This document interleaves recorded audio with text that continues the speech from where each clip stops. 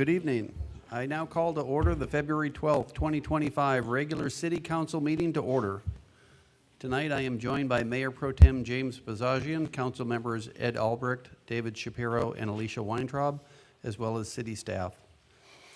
If you'd like to provide public comment, please complete a speaker card and give it to our city clerk. Speaker cards are located in the back of the room. And if this is your first city council meeting, I just want to clarify, we will be asking for comments for items not on the agenda first. Those are for items that are not on the agenda. We do have the landfill debris as new business item number 21. We'll be discussing the agenda and the order very shortly. That is an agendized item, and we'll be taking those comments when we get to that item. For members of the public that need hearing assistance, you can request a device from the city clerk, who's here on my right. And tonight, we're going to start with our Pledge of Allegiance. And I would ask, Colonel, could you lead us?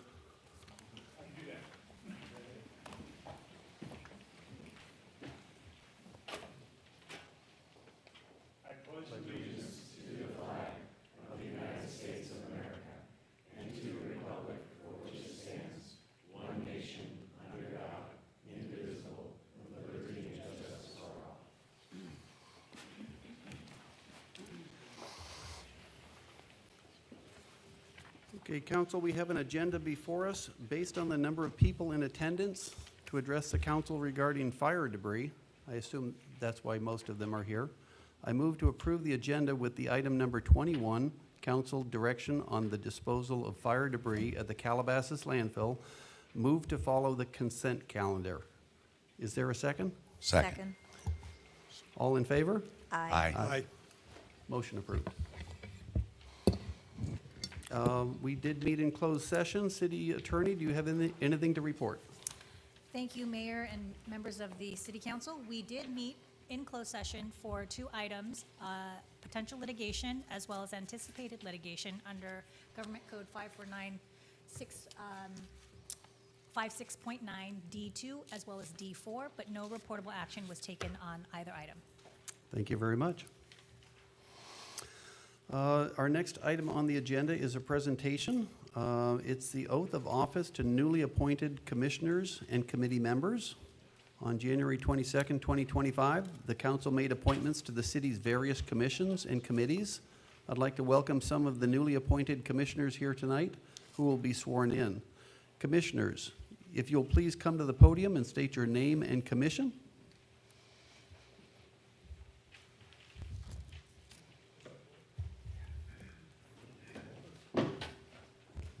We're going to swear each of you in, so yes, please, one at a time, just introduce your name and your commission at the microphone. I guess I'll start the parade. I'm Dennis Washburn. I live in the city of Calabasas, and I'm looking to be reappointed and sworn in to be a planning commissioner here in Calabasas. Thank you. Jason Sperling-Reich, Traffic and Transportation Commission. Good evening, Mayor. Michael Brockman. And I've done this a few times over the past few years, as you probably know. And it's for the Communications and Technology Commission. Thank you.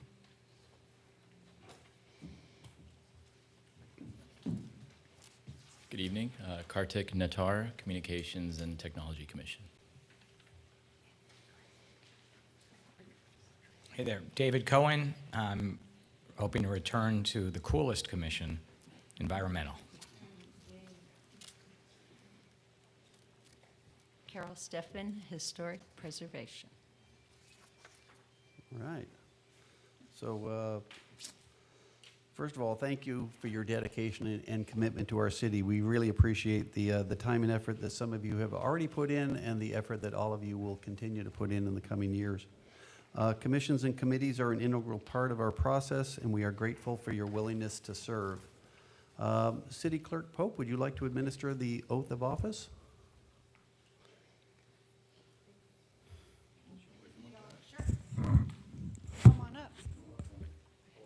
Sure. We're going to do it all together. You can face me. Face me, please. Come on up. in a nice straight line for the camera to get you all. Perfect. If you could please raise your right hand and repeat after me. I state your name. Do solemnly swear or affirm that I will support and defend the Constitution of the United States and the Constitution of the State of California against all enemies, foreign and domestic, that I will bear true faith and allegiance to the Constitution of the United States and the Constitution of the State of California, that I take this obligation freely without any mental reservation or purpose of evasion, and that I will well and faithfully discharge the duties upon which I'm about to enter. Congratulations. If you'll stay right there, I'll grab my, oh, we got a camera. Perfect.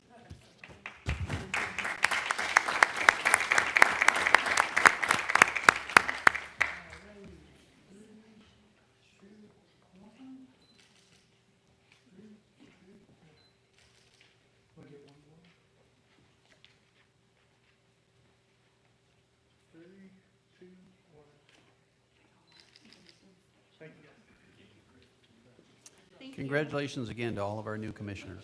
Thank you.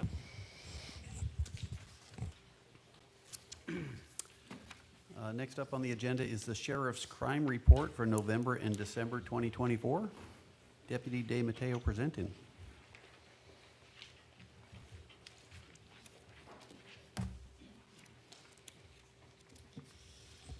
Good evening. Okay, I do have the crime report for November and December of 2024. I'll start with November. There were 28 Part 1 crimes for November. We did have 3 residential burglaries. Just want to let everyone know that homes commonly targeted are those that back up to open space. They typically occur at night, and entry is made via the backyard. Items taken are currency, firearms, and jewelry. Please invest in cameras and a safe, and I recommend keeping that safe in an area of your home where it would be difficult to locate. We did have 2 commercial burglaries, 4 burglaries from vehicles. Another reminder, keep your belongings out of plain view in your vehicle. These crimes are typically crimes of opportunity, so if thieves don't see anything in your car, they will move along. 3 thefts from unlocked vehicles, 4 grand thefts, 5 petty thefts, 4 stolen cars. We did have 1 arson. This was an interesting one. We had a suspect was a 29-year-old male adult Los Angeles area transient. He set an uncontrolled fire to grasslands and timber at A.E. Wright Middle School on a Friday evening. No structures were damaged, and the suspect was arrested. We did have 1 rape reported. This incident occurred between 2 adults in a dating relationship. The case is being handled by the Sheriff's Special Victims Bureau. Now in December, 28 Part 1 crimes. There were 7 residential burglaries, 2 commercial burglaries, 2 burglaries from vehicles, 6 grand thefts, 6 petty thefts, 1 stolen vehicle, and then 4 assaults. One of these assaults occurred at a grocery store on Agora Road. Individual pulled a knife on another during an argument and threatened him with that knife, and that individual was arrested. That's your crime report for November and December. Are any questions, comments, or concerns? Council members? I did share two comments with you ahead of the meeting. I'll just reiterate them for the public. I know you'd asked for comments about the new format of the sheriff's report. Okay, well, the 2 comments are, it starts out with a lot of information about traffic violations, and it used to be that the more significant things like residential burglaries and auto thefts and things like that were in the front, but those are now buried in the report, which I think is a mistake and should be brought back the other way. The other comment I would have is the new chart format of the Part 1 crimes is just very difficult to read and understand. Agreed. I don't know why it had to be changed. It was very readable before, but it really is difficult to see exactly what happened this last month. So those are the two things that hopefully you can take back as far as just comments from me to the station or to the Bureau. Agreed, and that's why I create my own crime report, because that one is so difficult to read, so. I don't know if we can get that changed, I do believe it is countywide, but I can look into it. Okay, thank you. I just want to say thank you for everything you and everyone at the station continues to do for us. Thank you. Hi, thank you very much for the report. Thanks again, just like Alicia mentioned, the hard work you and everybody does at the station. Just one comment, and it has to do with the analysis of the reporting. Two questions. The traffic analysis report, we've got this period and we've got year to date, but it's hard to see a pattern from month to month or year to year. So, Agreed. you know, it's confusing. It could be a bad month, but it doesn't mean, it might be an anomaly. So that's one. And the other was, we've recently purchased a radar speed device. I've seen it around. We've had it on Old Topanga. We've had it on Park Sienna recently. I know it goes out when there's no sun because it's solar. Right. But I'm just wondering if you've been able to achieve any data from that. I would be more than happy to have our traffic sergeant attend the city council meeting, That would and be he can great. explain that. That's good. That would be great. Maybe another, get that on the agenda. Absolutely. Thank you. I just want to thank you and everyone at the station, as mentioned previously, for all you do to help keep us safe. And anything we can do to help support a change in the reporting would be our pleasure, I think, as a council. Just a real quick question. Could you possibly explain to the residents who may potentially be affected by the warnings that are going out from LASD as far as in light of the upcoming rains and potential burn areas in the northern part of the city? Please. Well, we've got a lot going on. So yeah, I know, did everyone receive that alert tonight? Yes. Right? So I don't know much about that alert because I was preparing for this, but I can tell you, just look at it. If you have any questions about the alert, you can call the sheriff's station and we will give you more information. And that's the there are- 818-878-1808 number? Yes, correct. Yeah, so our emergency operations center is still open at our station. So the guys, that are down there will have all your answers. All right, and I'll just wrap this up by saying I echo the sentiments of my fellow council members regarding the report. Maybe we can get something in writing and send that to the Sheriff's Department summarizing these. And I would add to it that finally last year we were able to get some summary items in the report about the successes of follow-up afterwards in capturing and prosecuting the offenders. And I noticed that that's no longer in the reports either. Okay. And I really think it's a disservice to the Sheriff's Department not to share those successes with the community, because when we look at all of these statistics, all we see is the crime. We don't see the crime prevention and the crime solving that's going on by our Sheriff's Department. So I'd really love to see that back in here. Agreed. Thank you. Thank you.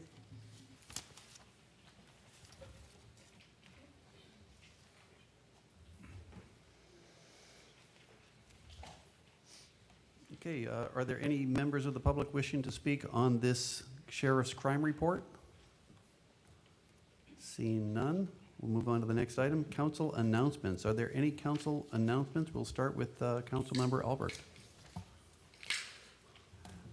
A is always the first one. I always, it's, as I mentioned, either the first or the last. I have a few, and one, I did attend the Battle of the Bands for the foundation to support education funding for the Las Virgenes Unified School District. It was quite amazing. It's packed, and the music has changed so much. It's unbelievable. I didn't recognize any of the sounds, so somehow they developed new sounds and new waves. I don't know what to say. It wasn't loud, though. That was good. Also, I attended with Councilman Shapiro the Valley Economic Alliance retreat. We did that, and attendance also was our former mayor, Fred Gaines. He's the immediate past chair. So that was very interesting. It's really one of the largest nonprofit agency in the Valley, and supports so many efforts in so many ways for small businesses. And next Thursday, night. There'll be an environmental forum at Founders Hall, and that'll be taking place at 6 to 8 p.m. for those that would like to learn more about coexisting with nature, the Wallace-Annenberg Wildlife Crossing Bridge. So they'll be there to answer any of your questions. And those are my reports. Thank you. Councilmember Shapiro. Thank you very much. So glad to see so many people here tonight. Wish it was all for celebration or positive. I'm looking forward to hearing what everyone has to say, and I know we all do too. For those who, I'll start with a positive note. For those who had the chance or cared about the Super Bowl, I want to congratulate a Calabasas High School alumni member who is now a member of the winning Super Bowl team from the football program at Calabasas. On a not so happy note, during the Super Bowl and after, it was terrible to see, for me and others, the hate and the attack and the anti-Semitism which showed up in the commercial and subsequent tweets. I know our council for years and years has spoken out against hate of all kinds.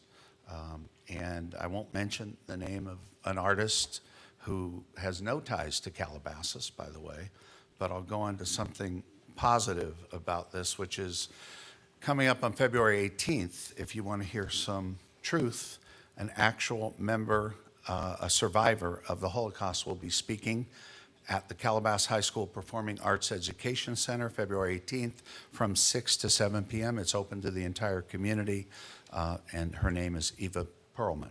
And that's if you want to hear some truth, not anything that might be on social media otherwise. And on Calabasas High School, congratulations to the boys basketball program, which is in the playoffs tonight, and the Calabasas High School boys soccer team, which won the Marmani League and actually won the first round of the playoffs tonight. Council member Weintraub knows that certainly quite well, 3-0, and they'll move on as well. Congratulations to the City of Calabasas and staff for the awards from our Community Services Department. They received for the Park and Recreation Society's highest awards of excellence this past week. And I wish everybody a happy, sweet Valentine's Day upcoming. Thank you. Councilmember Weintraub. Thank you. With the heavy rains coming tomorrow and most of us received an emergency alert, I just wanted to, if it's okay, have Kindon just share the zones that are in the evacuation warning. Thank you, Councilmember. Yes, many of the residents of the community received evacuation warnings. And I just want to emphasize that is a warning. This is a precautionary step issued by LA County Sheriffs, who handles evacuation warnings and orders. This is for the Kenneth Fire, so this is north of our community. The two zones that are affected that are under this warning are north of the 101 along Las Virgenes and up in Malibu Canyon. So again, it's just those two zones. Again, it's a warning, it's a precautionary measure. We don't expect debris flow or flooding in that area because of the slopes and the terrain, but it's also good to be aware of and situationally aware of what's happening with this storm. Thank you. Thank you so much. Thank you. Councilmember Bazagian. I do not have any announcements, thank you. Okay. So I'll go ahead and make a couple of quick announcements here then for the members of the public here that are looking to get out and celebrate Valentine's Day. We have a sweet Valentine bingo at the Senior Center. That's tomorrow night, Thursday, February 13th, from 2 to 4 p.m. I guess not night, tomorrow afternoon, 2 to 4 p.m. at Founders Hall. That's at our Senior Center, $10 for residents, $12 for non-residents.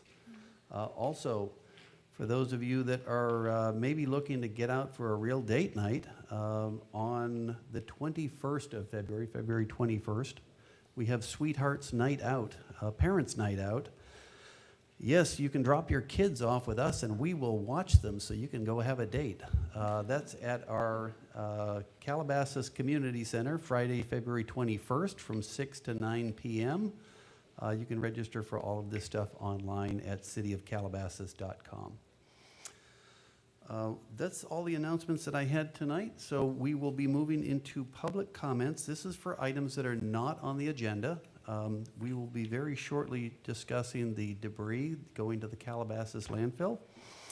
So if you're here to speak on that item, I just ask you to hold off until that item comes up. If I call your name and you're speaking on that item, just acknowledge it, and I'll make sure to get you in the items for that, in the speaker card pile for that.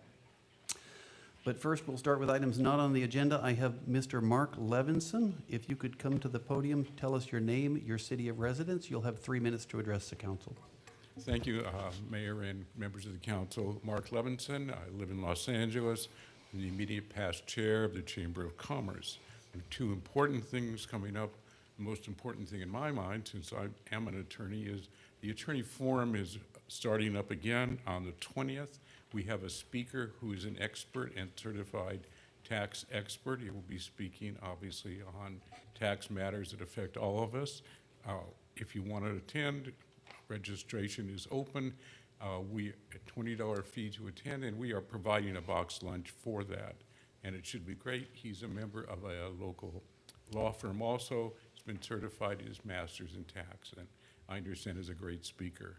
And the other thing that is coming up is our lunch, which is coming up. You can look at the chamber website, find out where it is. The lunches are generally at the Cambria Hotel, and they're very well attended. So if you're interested, please call and register now. And thank you. Thank you. The next speaker card I have is Skylar Fong.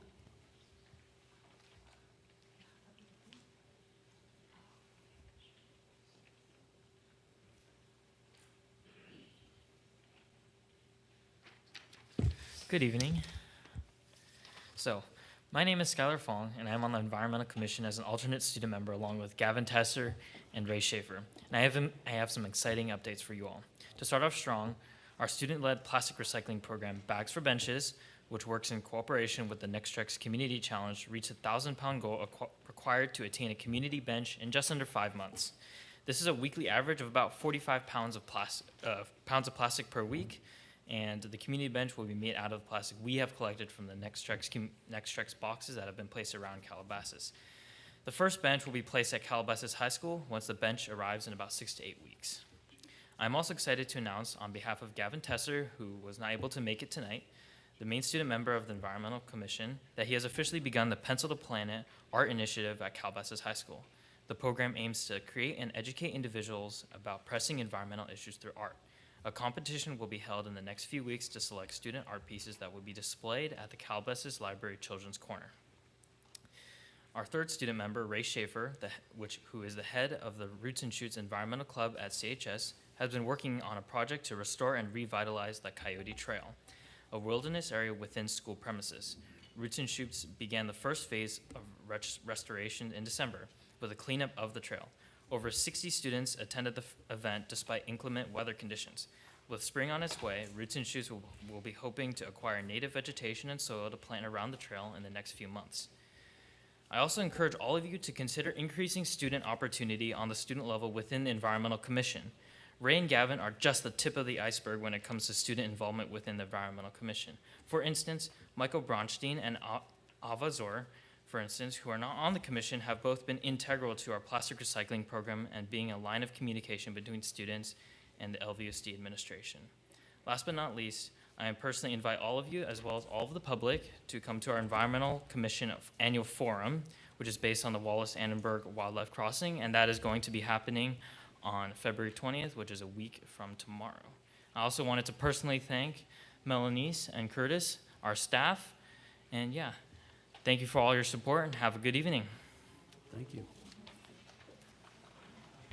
Okay, so those are the only comment cards I had for items not on the agenda. We're going to move on to the next item, which would be our consent calendar. Can I get a motion to approve the consent calendar? Well, So moved. Second. I had 2 items to take Oh, off. I'm sorry. Would any council members like to pull an item from the consent calendar? Yes, I have 2 items to take off. Which two? 8 and 10. 8 and 10. Any other council members wish to pull an item from the consent calendar? Okay, we'll start with number 8, Councilmember Bazagian. On number 8, can you explain the chart on page 2 of 4? I think I'm gathering that the second part of the chart is just the affordable, isolated out. the affordable units?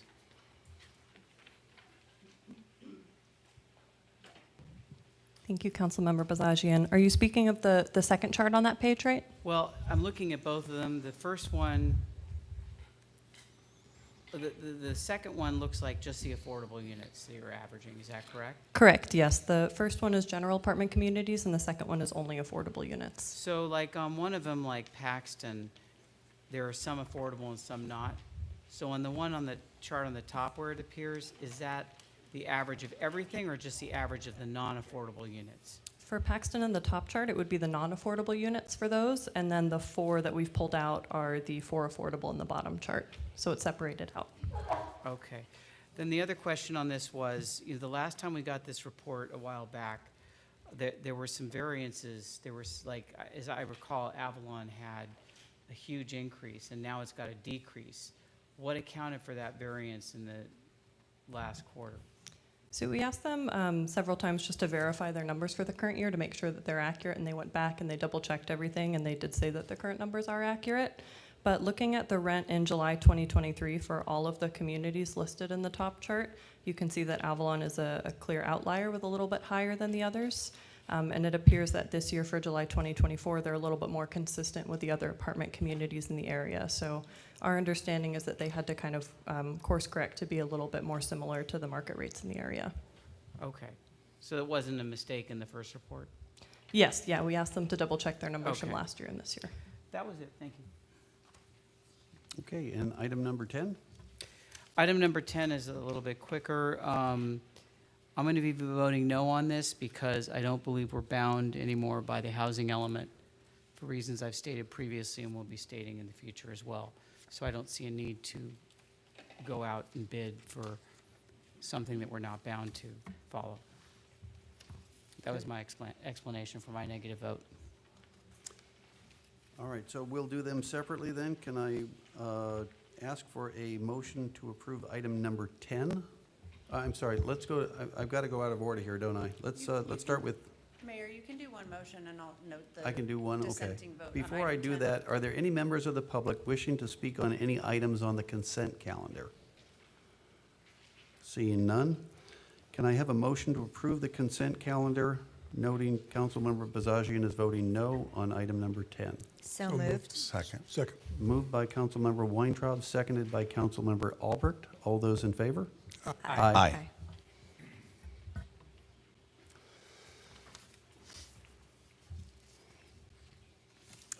So that brings us then to item number 21, which is the council direction on the disposal of the fire debris at the Calabasas landfill. City Manager Kindon Meek will present the report.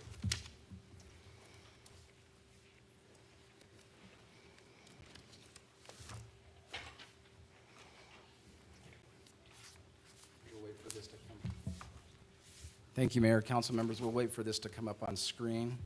We'll see that. As for the format, Mayor, what we'd like to propose this evening is that I will do a brief presentation on information that we do know about the fire debris removal. Following my presentation, I'd like to turn the time over to Colonel Sauser from the Army Corps of Engineers, who would be able to present additional information, then also answer questions from the council. So with that, now that we have that up on screen, Council, what I'll be going through is some information that many of those who are already here in the audience know, and many of our community members are already familiar with. What we've tried to do is synthesize what we know and what, based on information that is out there and available. Let me get this here. I do want the public and the council to know that in putting this report together, we've consulted several sites, websites, and resources, had meetings with different entities and different agencies. I've listed some of those there.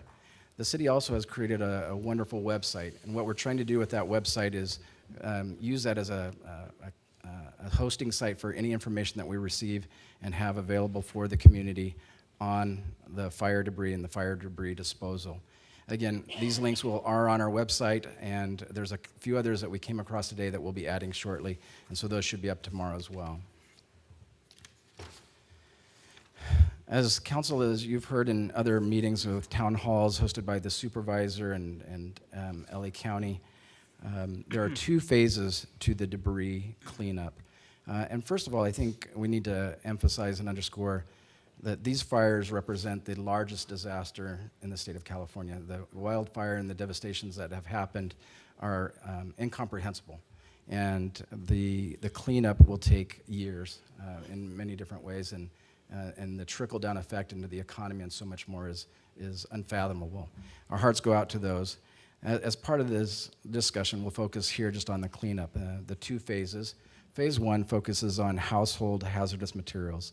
And this is being done by the United States Environmental Protection Agency.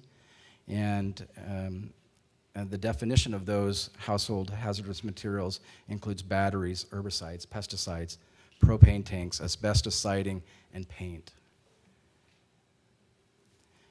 Phase two of the fire debris remediation is conducted and orchestrated by the Army Corps of Engineers. This phase is happening almost simultaneously. What that means is, as a property is cleared for the phase one, the Army Corps of Engineers will come in and start phase two on a property, and they are looking to remove debris from the fire, including chimneys, foundation, ash, soil, and fire-damaged green waste.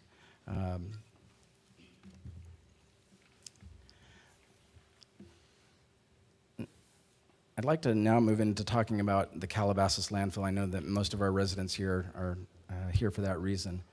And first and foremost, I want to emphasize that the city does not own the landfill. We do not operate the landfill. The landfill is owned by LA County, and under a JPA, or a Joint Powers Agreement, is operated by the Los Angeles County Sanitation District. The facility currently receives about, on average, 800 tons of refuse per day. And you can see that this is a facility that does not accept household hazardous waste. And I put a list of those items there, but again, defining these household hazardous waste, and these items are not allowed to go to the landfill, the LA County landfill. What you have in front of you at this point is a map of what is called the waste shed. So this map shows the area or the territory that is covered for the landfill owned and operated by the county. You can see that this includes several incorporated cities like Calabasas, Agoura Hills, Hidden Hills, Westlake Village, Thousand Oaks in Ventura County, portions of the city of LA, and then unincorporated portions of both Ventura and LA County. So this map is very big, again, so debris and material that is coming from this area. Based on an ordinance that was established and approved by the Board of Supervisors in 1991, debris cannot come from outside this waste shed. So everything that goes to the landfill is within this waste shed. I think one thing I also want to point out is the city currently contracts with Waste Management as our hauler for solid waste disposal. Not all of the waste that is picked up by Waste Management goes to the Calabasas landfill. That is dispersed to other landfills in the area, some of which Waste Management owns. Again, so we often think that everything that is picked up in Calabasas goes to this landfill. It isn't. That is spread out to other landfills as well. The Calabasas landfill has been identified as a disposal site for the fire debris for the Palisade fire. What we've heard, and I'll allow the Colonel to talk about this a little bit more, is at this point, fire debris from the Eaton fire is not destined to go to the Calabasas landfill. The Calabasas landfill is a Class 3 facility, and I'm going to talk about that a little bit more, but one of the components of a Class 3 landfill is that it has a composite liner. And with that liner, it is designated to accept disaster-related debris. This includes material from burned properties that do not have household hazardous waste in it. It's also important to note, I think, in talking with several of our partnering agencies, that the Calabasas landfill did accept fire debris following the Woolsey fire, and approximately 200,000 tons of fire debris was sent to the Calabasas landfill. Much of the remediation efforts and the protocols that were put in place at that time following the Woolsey fire are being continued today and would be used and have been improved, I would say, for the hauling and disposal of debris for the Palisades fire. The landfill itself has several entities that have regulatory oversight authority over the operation of the landfill. First and foremost is Cal Recycle, which is the permitting agency. So this Class 3 permit that we talked about is issued by Cal Recycle. I've listed there in this presentation where this is. This is from Title 27, and the criteria that cites these requirements is found in Article 3. Now, this is a very lengthy document, and I didn't spend the time to summarize all of this. The Title 27 and the material that is found therein covers everything from the geology of the landfill to drainage to the underground water sources and so forth. So again, I've listed that as a reference as one of the primary oversight committees or oversight agencies for the landfill. Per Cal Recycle guidelines, Class 3 landfills are for non-hazardous solid waste. I just want to emphasize that again. So what does go to the Calabasas landfill? It's municipal solid waste, appliances, construction debris, demolition waste, asphalt, green waste, and fire debris. But again, fire debris that goes to the landfill must have a certificate that it does not have hazardous materials. In addition to Cal Recycle, the State Water Resources Control Board also oversees and has several requirements for landfills throughout the state. Specific guidelines for that, especially with disaster waste, are found in a document called General Waste Discharge Requirements, and that was approved in 2020. I do want the council to know that this is a document that we came across today, and we're going through it. Again, it's a big document. It's very lengthy. We're going through this, but preliminary analysis of this document provides more information just on directives of how debris is treated when it comes to the landfill, and it does not indicate in any way that the landfill should not accept fire debris material. Oops.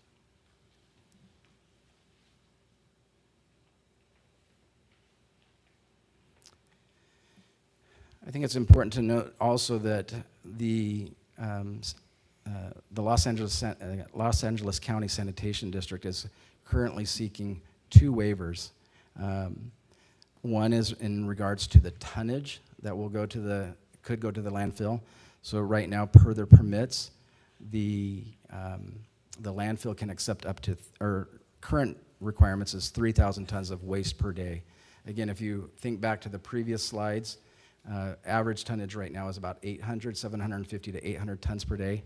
The limit is 3,000 tons. The waiver that is being requested is to be able to haul and dispose of 5,000 tons of waste per day. That waiver was submitted on February 7th. That just came to our information today. We weren't aware of that waiver being submitted by the sanitation district. Similarly, on February 7th, the sanitation district requested a waiver on operating hours. They currently operate from Monday through Friday from 8 to 5, and there are Saturday hours. They're looking to extend the hours to 7 a.m. to 6 p.m. And council, what I do not have, and I apologize, I do not have the hours that would be extended for the Saturday, but I think that is a blanket waiver looking at extending waivers an hour on the beginning, hour on the opening, and an hour on the closing, each of those 6 days that it's open. These waivers would be for 6 months with the possibility of an extension. We're also aware that there's a possibility of another waiver that might go before the Board of Supervisors. We do not have any timing on that, but that would be a waiver to consider expanding the waste shed. So that map, that geographic footprint or that territory would be expanded. We don't have any more information than that it is a consideration, and that would have to go to the Board of Supervisors. We just don't know when that would happen at this time. Real quickly, I'd like to talk about fire debris disposal, and the Colonel will do a much better job on this. I've taken a lot of his information from previous town halls, so thank you, Colonel, for that. But the the debris is saturated or wetted at the burn site, and that's done so to avoid the risk of dust or particles entering into the air. It's loaded into a truck with a 10 millimeter thick plastic lining and then encapsulated in that lining. Once the the debris is encapsulated, it is also covered with another tarp and then transported to the disposal site. Once it's offloaded from the truck, there's moisture added again, and then heavy equipment buries that waste. What we're hearing from the sanitation district is that waste and debris will be covered every day. So there will not be waste that is left out overnight or into the evening hours. One thing that we've learned through the town halls and other conversations with the sanitation district is that right now that they have one material inspector. They're proposing to increase that to 3 to monitor the debris arriving to the facility.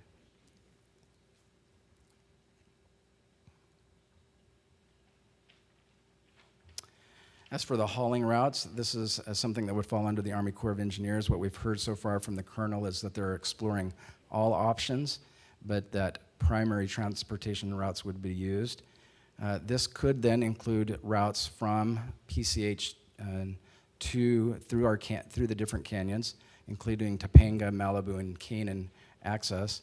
For Calabasas specifically, there is a concern that therefore this would put trucks on city streets, most likely Lost Hills Road and potentially Las Virgenes and perhaps even Agora Road. We don't know. We do know that the colonel has mentioned that every effort is done to avoid, if they can, routes through residential neighborhoods and the timing on that. What we do not know is, again, the number of trucks that would be transiting through our city on a daily basis.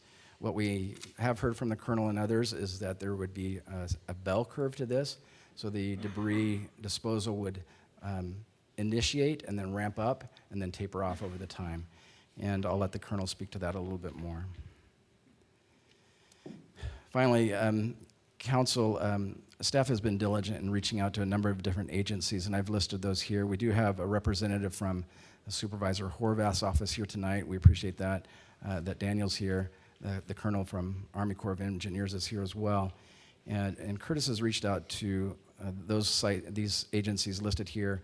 We've had a number of conversations and meetings, but we're really looking also for the direction from the council, a majority of the council, of where you want us to focus our attention and to direct our efforts in advocating for the community. In your staff report for this item, there were several bullet points listed, and I won't go through those, but again, the council can direct or request that we advocate on behalf of the city in any way possible. And these are just some ideas. This is not a comprehensive list at all. It's, again, just to initiate the discussion. And then council, as mentioned in the staff report, we'd also like the council to consider creating an ad hoc committee.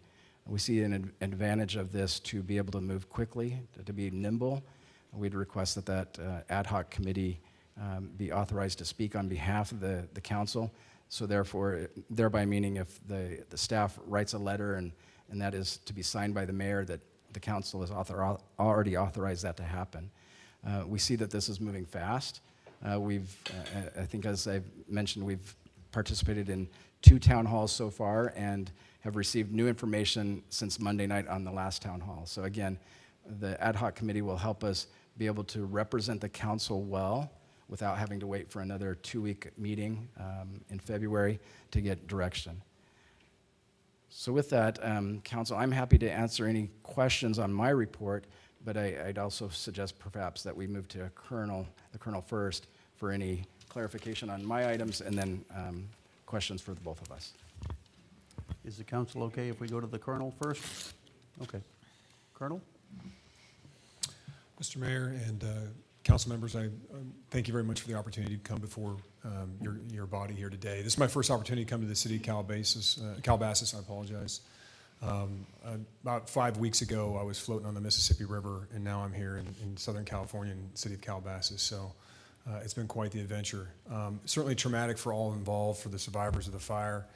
and quite frankly, for all the adjacent communities here in Southern California surrounding Los Angeles. And so the Corps has a lot of experience, unfortunately, I would say, in recent years in responding to natural disasters, in particular wildfires. In recent history, Northern California, New Mexico, and then most recently on the island of Maui for that response that took about a year.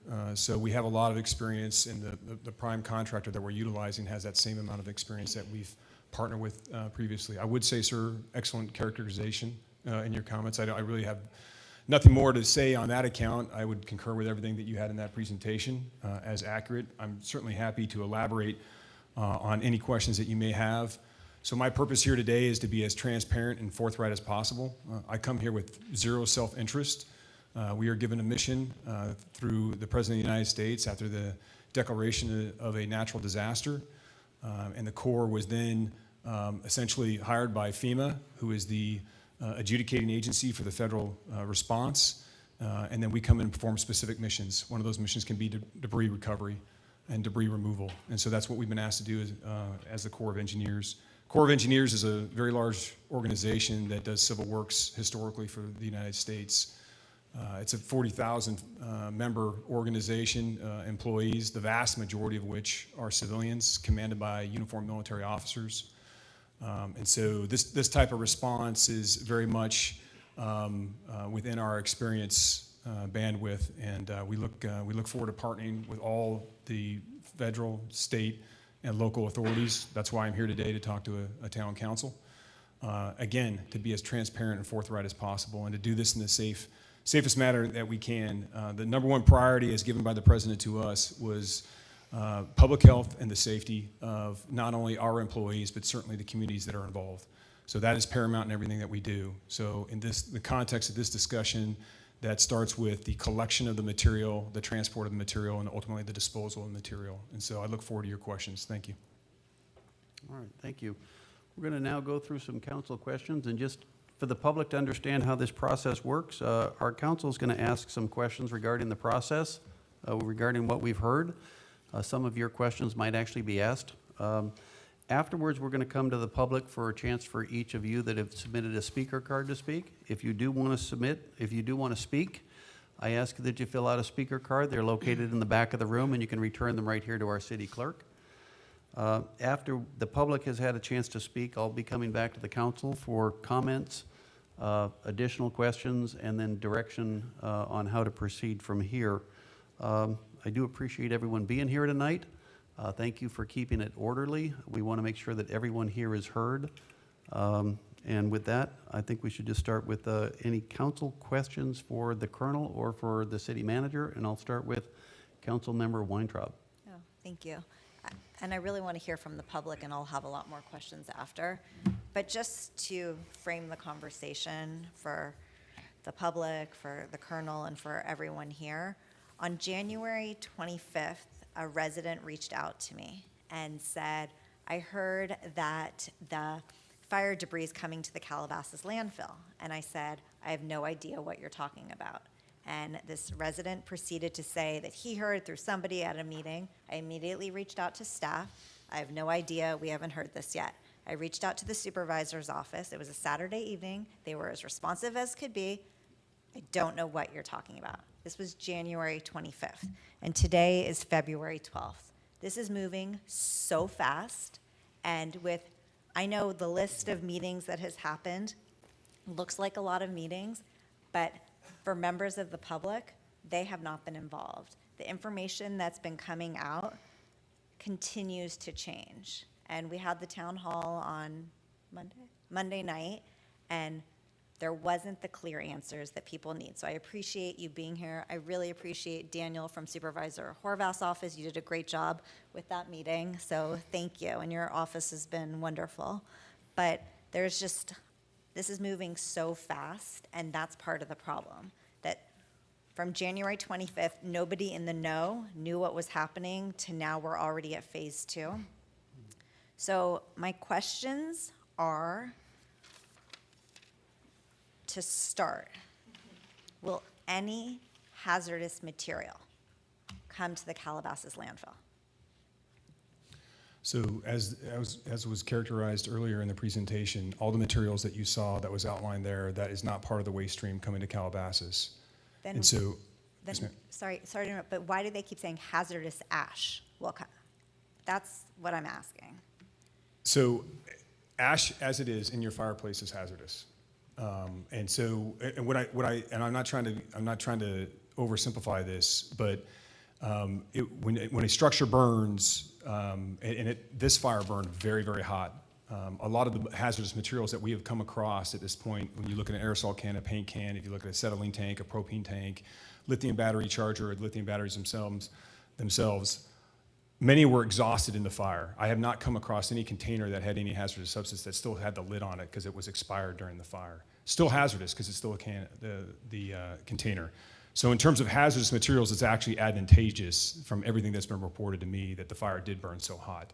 That doesn't alleviate your concerns. There's still going to be heavy metals and such that are contained within the ash perimeter.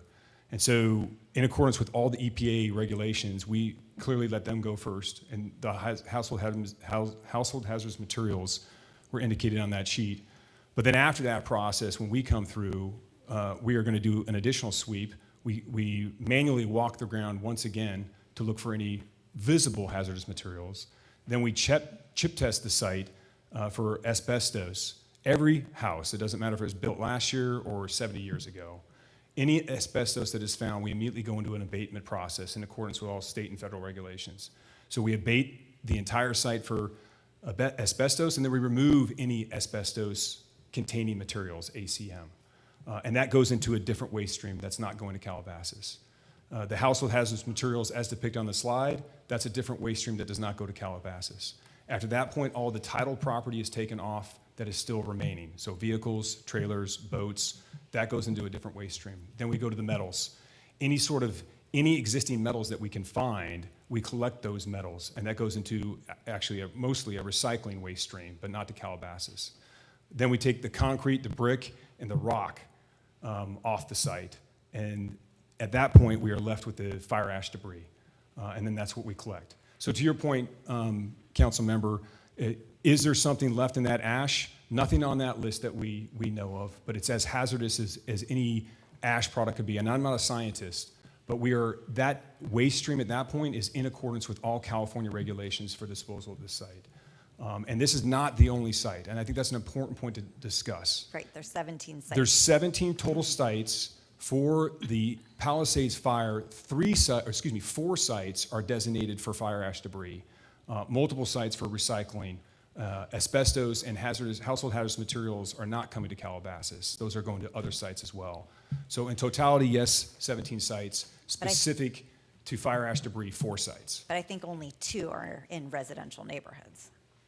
And that I do not know. Yeah, like this is really in a residential neighborhood with parks and schools and everything around. And how many tons would be coming to Calabasas in total? I wish I could give you that number of tons. Honestly, I Right. cannot. See, that's part of the problem. So everyone throws out 200,000 for Woolsey, but we have no idea what this will be. So that's part of what I'm talking about, this date from January 25th, nobody knowing anything, to now saying it's coming to the Calabasas landfill, but we don't have the information that we need. And I think that if the public and our city council had that information, this is the amount of tons that's coming to Calabasas, these are the routes that are coming, and we had that information, but it's moving so quickly that we can't make informed decisions without knowing what's coming here and how the large amount. And you talked about that no asbestos would come here, correct? Like with the testing. Let's see, hold on. But you can't say how many tons would come here and how long it would take. As described in the original presentation, we suspect the first 6 months of this mission, the bulk of the material will be removed from both Eaton and Palisades fires. In totality, it will take about a year because there's some very complex legal matters to work out with a lot of properties, and there's also structurally some very difficult properties that we're going to have to work through, especially within the Palisades fire. And so totality, you're looking at about a year for the entire mission. But as the bell curve was described, that's exactly how it would look. There's going to be a ramp-up period, which we're starting right now. We will peak, and then as we are left with legal challenges and structural challenges, then the density will certainly go down. I would tell you that the reason I think that I cannot give you a number for the amount of tonnage that's coming to Calabasas is because we are still working through with other landfills simultaneous to this one, the extension of ours. How much waste stream can we bring into that landfill? We're working through still the logistical challenges of traffic patterns and what materials are we going to be able to move at night? What are we forced to move during day? And so those are also coming with special permitting requests, in some cases exemptions. So there's a series of variables that are involved that are still yet undefined, trying to distribute the waste streams to as many places as possible. And Cal Recycle is the lead on that. So the agency that leads on that is Cal Recycle. We take our guidance from Cal Recycle and work in concert with them and Caltrans, primarily for the routes. LA County Public Works serves as our main partner here locally, as they've brought in all those agencies together as we're continuously refining this plan to try to decrease flow, volume to places as much as possible as we increase the amount of options. And I just have one last question. Given that everything is such on a rush timetable to get the debris removed, even though it's going through phase 1 and all the specific processes, but can you be 100% certain that no waste that is hazardous will end up in the landfill? Ma'am, I don't think I taught probability and statistics at West Point, so I'm going to be hard pressed to be 100% certain in anything. So I'm not trying to equivocate. No, I would not offer you 100%. And I appreciate the honesty. Like, that's what people want to hear. So I appreciate the honesty. It's just, it's so rushed, and there's been such misinformation out there. The only thing that's been certain is that debris from the Eaton fire will not come here, and that the list of phase 1 that is considered hazardous will not come into our landfill. But I don't think there is real clarity on what's not hazardous, but hazardous that's coming into our landfill. And I understand ash in our fireplace is hazardous, but without knowing the amount of tonnage, I mean, you're saying 200,000 for Woolsey, but is this going to be 1 million, 2 million? I have no idea, because the scope of this natural disaster is so huge. So those are my preliminary comments. Thank you for being here and the honesty. I really appreciate the questions, council member, and the only other thing I'll offer right now for really the totality of the communities around Los Angeles is all this ash and debris, and much of it is hazardous in there right now, is in an uncontrolled environment. As it rains right now, it's in debris flows that are absolutely heading into your watershed and going to the ocean. I'm not a scientist, but I mean, I think that's a point without contention. And so what we are trying to do is to get all that material in a controlled status and a controlled disposal as quickly as possible. And so that's the dynamic, and I think the trade-off of the rush is to try to get it out of an uncontrolled environment into a controlled environment. Thank you so much. Councilmember Bazagian? Okay, I'm going to separate my comments out for later, right? These are just questions. Okay. So, you know, we see these images of just rows and rows of houses in ashes. How are you able to separate out ashes from hazardous waste versus ashes from non-hazardous waste? It seems like it's an impossible task. So what steps, let's say you're going to a house or a property and the entire thing except the chimney maybe is reduced to ashes. What do you do? I mean, it's essentially the process that I try to describe. So the first part is walking through folks, essentially the EPA right now, and that is a hand collection. That is a human endeavor where they're essentially digging through the trash, looking for suspicious materials based on their training to collect, to include the list that was shown a little bit earlier. So that's a hand collection at first. The chip testing is going to be for that's for the asbestos problem set. So we go throughout any sort of solid surface that we have left, or tiles, chimneys especially, flooring, any roofing materials. Those are very, at times, 40, 50 years ago. And we also know the age of these houses too. So we know already if a house is going to be susceptible to have some asbestos in it. But irregardless, we test them all. But we're going to the commonly found locations in a house where you'd have asbestos and paying particular attention to that portion of the home. And then, like, if there is asbestos found, then there's a full abatement process that is done, and then those materials are collected. And then after that, then yes, to your point, it's most of your remaining materials. When you go to these houses now, you see a lot of metallic structures that are still there. You're going to see remnants of the barbecue stove. You're going to see the weight equipment. You're going to see the flutes and the chimneys. So you're going to see, in some cases, portions of the air conditioners. So any of the appliances and the plastics, when they have melted off and burned away, then the metal is left over, and so then that is collected by machinery primarily. So now you're getting to the machinery collection that's going on post-asbestos.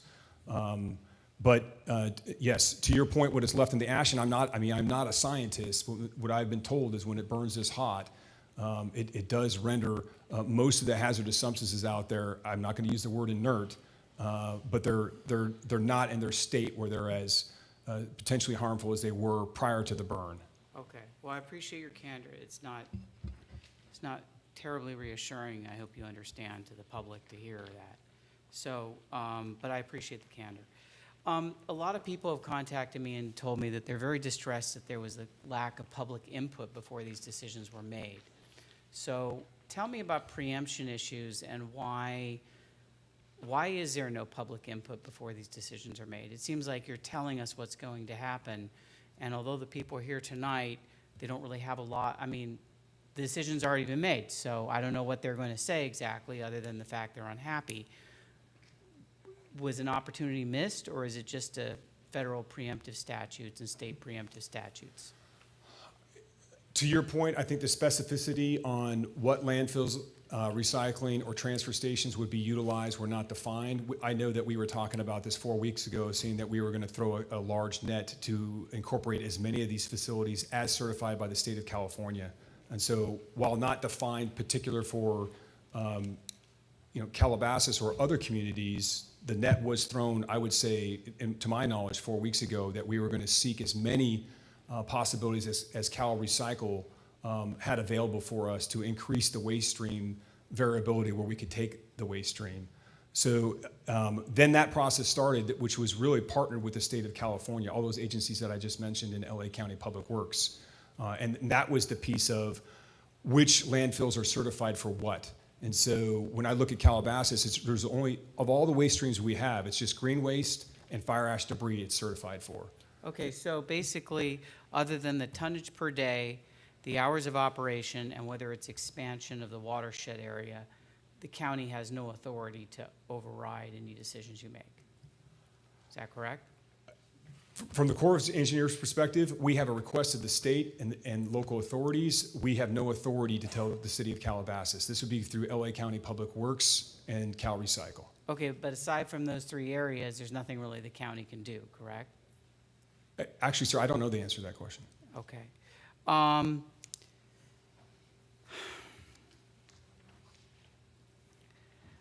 I think a lot of the, I have a very basic question I'm saving for last, and it's probably, I don't know what the answer is going to be, but, we know that some of the debris is being sent to Nevada. There are counties in Nevada which have, basically, they're totally unpopulated, a few hundred people in them. And once the debris is there, obviously it's not ideal that the debris is anywhere, but if it has to go somewhere, that seems like an area it should go. So can extra money be expended? Can we just take the whole thing and move it to that area so that this whole issue is not...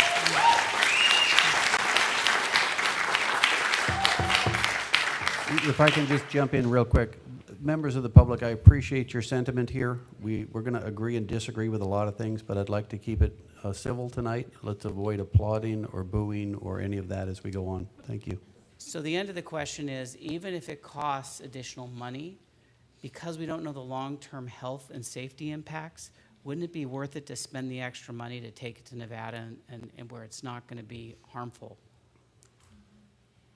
I think I'm not trying to avoid the question. I think for the purposes of my mission and what I've been asked to do, I don't think that I can opine on and give you an opinion one way or the other. Well, what governmental entity, whether it's a state, the county, the federal government, or an administrative agency, would have the power to override that and say, look, in this situation, it's the worst we've ever had.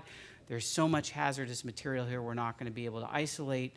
Let's spend the extra money and move it along. What agency has that power? I would certainly at the California level, the state of California and the governor has asked for federal assistance. And so by asking for federal assistance, I would think that power would reside at the federal level, but I do not know that. That's my assessment, but I would say it's not going to be just a money issue. It will also be a time issue. The further distance that they're going to have to travel, you're going to have a greater duration in the removal of the uncontrolled fire ash debris. Okay, well, I'm looking at this in the long term too. I know time is of the essence, but if it's a question of long-term health consequences that are permanent, I mean, I would think that a little extra time could be expended. We can discuss that more when we make comments, but thank you. Those were my questions. Thank you. Councilmember Albert. Thank you. Thank you very much. Colonel, thank you. I listened to the broadcast on Monday, and it was very enlightening. Since this came up, I'm blind to something.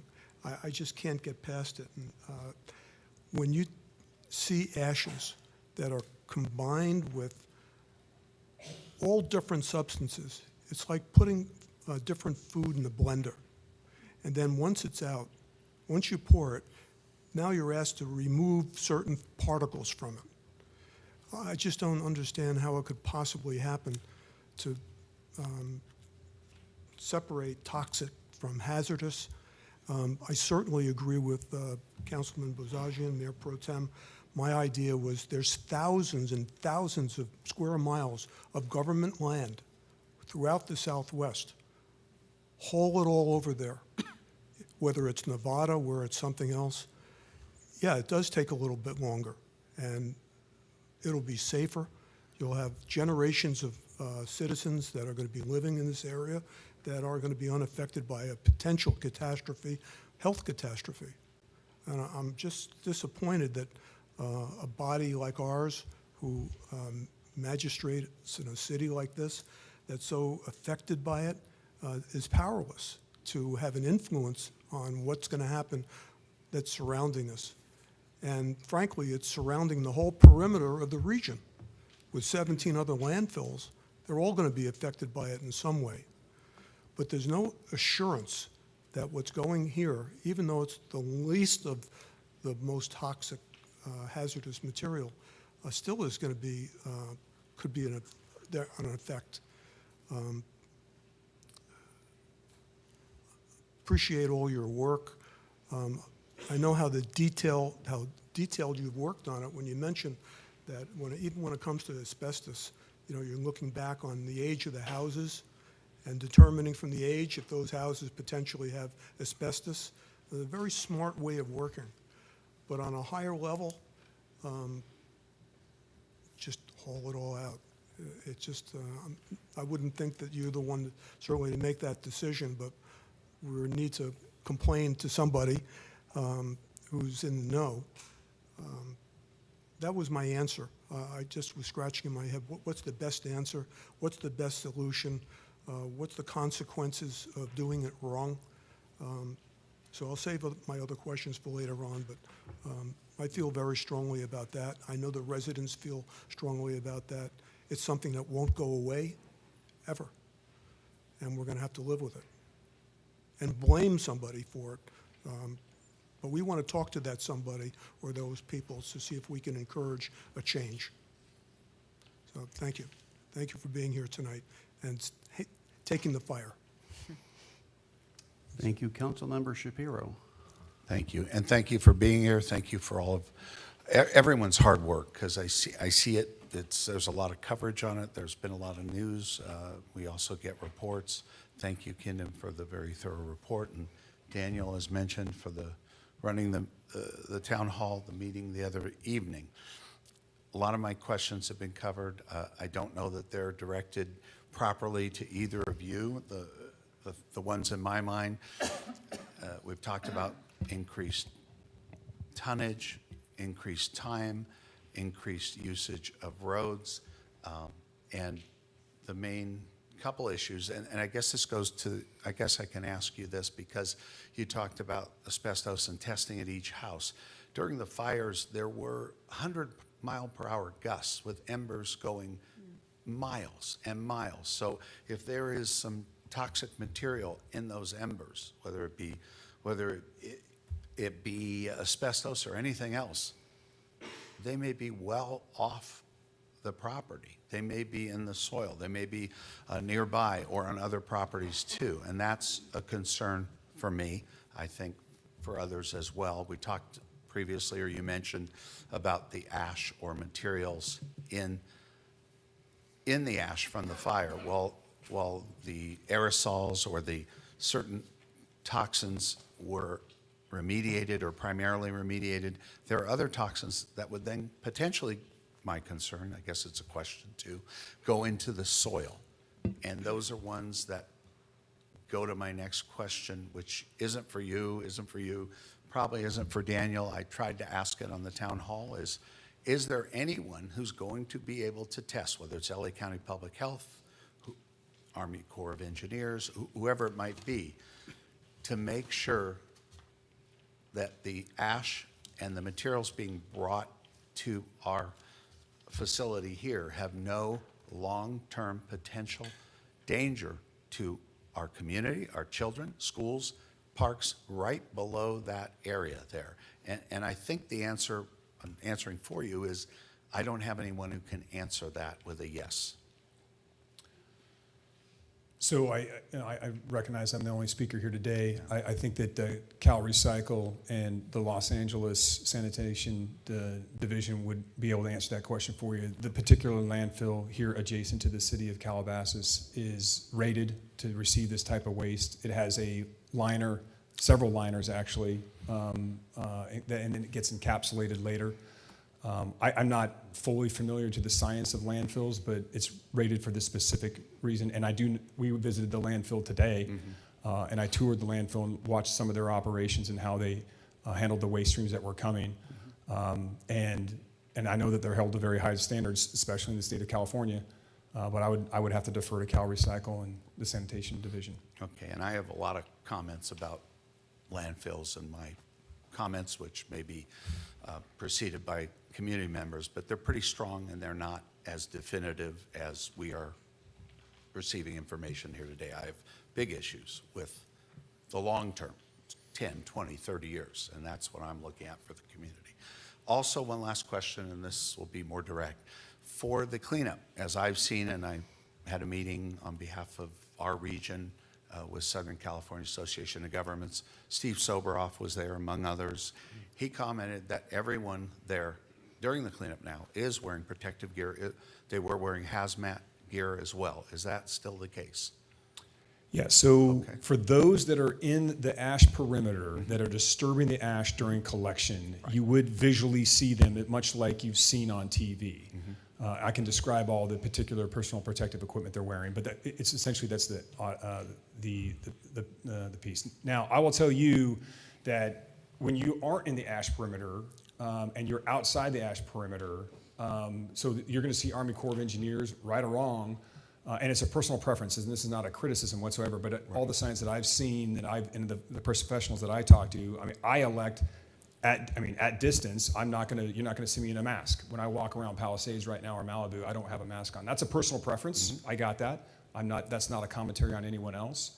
But that's the evidence that I have seen personally. And when I talk to the public health officials, they have said they will talk about, the remediation for houses that are still standing in the area, whether people can live in them or not. And they describe that, and I'm not going to speak for them, but they're not here. But the LA Public Health Department that I have listened to, they've talked through their mitigation factors for personnel and whether or not it becomes a choice decision if they want to reside in a house that's next to a burnt neighborhood. I can tell you that I know that it's an agency here. It actually was just quoted, I think, in your presentation, the South Coast AQMD. They just did a test in Eaton Fire on the 31st of January, and that was an air test. It was an air test, and I think the quote was, no elevated levels of any toxic metals, including lead and arsenic, no volatile organic compounds. And I'm not a scientist. I'm not going to try to defend what that all means. But I do know it's publicly posted. I mean, you can go and you can Google it now and look on your phone. And that they're also going to test at Palisades with 2 monitoring devices within the next month. And I think there's talk of doing additional air quality testing as well.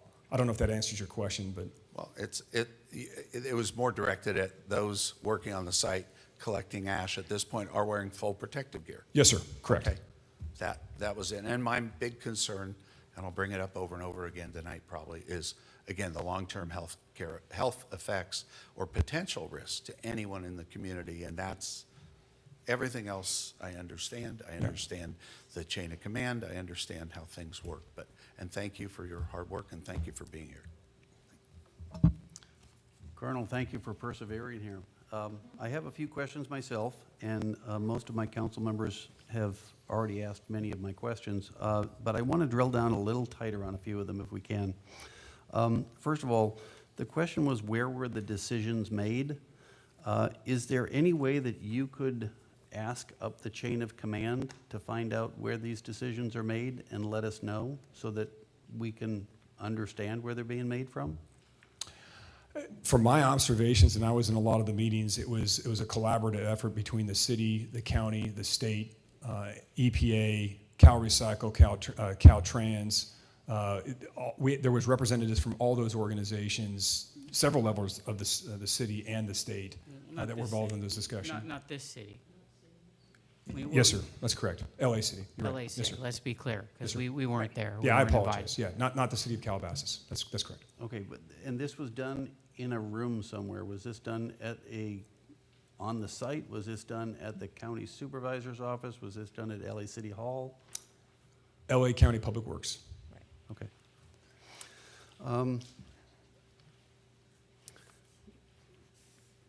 So I know a number of my fellow council members have asked the question, can you guarantee us 100% that there's no hazardous material in the landfill? And I want to say that I'm not going to ask you that question, and I don't think that's a fair question, because I think we can all agree that somebody in the city of Calabasas has probably thrown a bottle of nail polish remover into the trash can. Somebody has probably disposed of a AA battery in their trash can, and somebody has probably shoveled ash out of their fireplace and put it in the trash can. And these things end up in our landfill on a regular basis. I think our biggest concern here is when you do it in this kind of quantity, we're concerned. So framing the question like that, I'd like to ask, you mentioned that you test for asbestos on site with chip testing to make sure sampling of the area that you're not bringing asbestos into this fire debris coming to the landfill.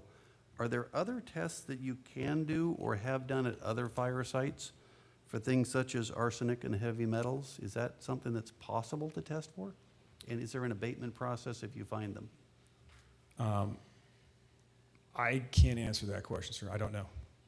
Okay, so you've been involved in fire cleanups before, though, and that has or has not been part of the process? To my knowledge, the asbestos has absolutely been part of all fire debris removal missions previously. And I do think that they're following some localities, municipalities will do soil testings at the fire site afterwards, but those are the only ones to my knowledge. Okay. And then we talked about the material being wrapped in plastic. When it's brought to the landfill, do they unwrap the plastic? No, and so the 10 mil plastic is designed to keep it in a controlled environment during transport. And so you can imagine it is a lined Super 10 Tier 4, Tier 5 dump truck as regulated by the state of California. And the ash debris is placed inside, saturated, completely saturated. And in many ways, the contractor's incentivized to very saturate the material because they're paid by tonnage. And so it turns into kind of a sludge, and then it gets wrapped. It gets encapsulated by this 10 mil plastic, and then there's a cover. It's a variability in the covers. I saw cloth was on there. The only thing I'll say is the contract would allow for other hard light covers as well, but there will be a cover of some sort on the dump truck, and then it's transported to the site, and then it's deposited in the site. So when it's deposited in the site, the design of that encapsula is to keep it during transport in a contained environment. Absolutely, when it is dumped out of the dump truck and into the landfill, it doesn't necessarily stay in that sealed environment, but there is a water truck on site that is watering as it's placed into the landfill. But I don't want to necessarily give you the visual that it stays in some sort of like sealed plastic bag when it's dropped off. It's wrapped and it will be deposited, and then it's wetted again as it is deposited. Okay, so procedures at the landfill sound like something we should be digging into as well then. Yeah, we were there today. We walked in and we saw how they were, their methodologies, looked at the water truck that they had on site. But yeah, absolutely, sir. Yeah. Okay. So we've asked for these list of procedures before from the county's supervisor's office, and I was just on the phone with the county supervisor today, 2 hours before this meeting. She said that the procedures are still being typed up and they'll be available tomorrow. And I know, I'm as surprised as anybody. Do we have a set of procedures from previous fires? Is that available somewhere to us? It doesn't sound like we're doing anything new here. We should have a set of procedures that's ready to go. Are those, you've talked about them, but are they in writing anywhere? The disposal procedures? Yeah, like wrap it in 10 mil plastic, get it to the site, you know, all of those protectionary things that you mentioned, like chip testing for asbestos. Where is the written procedure that covers all of this? Because we appreciate you coming here to the City Hall and sharing it with us, but the reason that we have you here tonight is because we've been unable to get our hands on this kind of documentation. Yeah, we have what's called a DROP, a debris removal operating procedures for each fire that we encounter. We can absolutely get that information. So the LA County Supervisor you spoke to, I don't know which one you talked to, sir, but we do have contractually procedures for the collection and the transport. Now, when the contractor comes to the disposal site, they follow the procedures of the disposal site. So I can give you procedures from collection to transport, but as soon as they enter that weight scale, we follow the instructions of the receiving facility. Okay, thank you. Couple more then. You mentioned SCA QMD, South Coast Air Quality Management District. They're doing air testing at the fire site. It's my understanding they have portable rigs or something for that. Are there any plans to put those along the Hall site or at the landfill or other places in particular where we might have this plastic open and debris being blown? Sir, I really can't speak for them. They're a third-party independent site that elected to do this. I don't even, in fact, know their authorities. They have been welcome to on all sites, and we certainly aren't going to frustrate their efforts. We do have our own air quality measurements that we take during collection.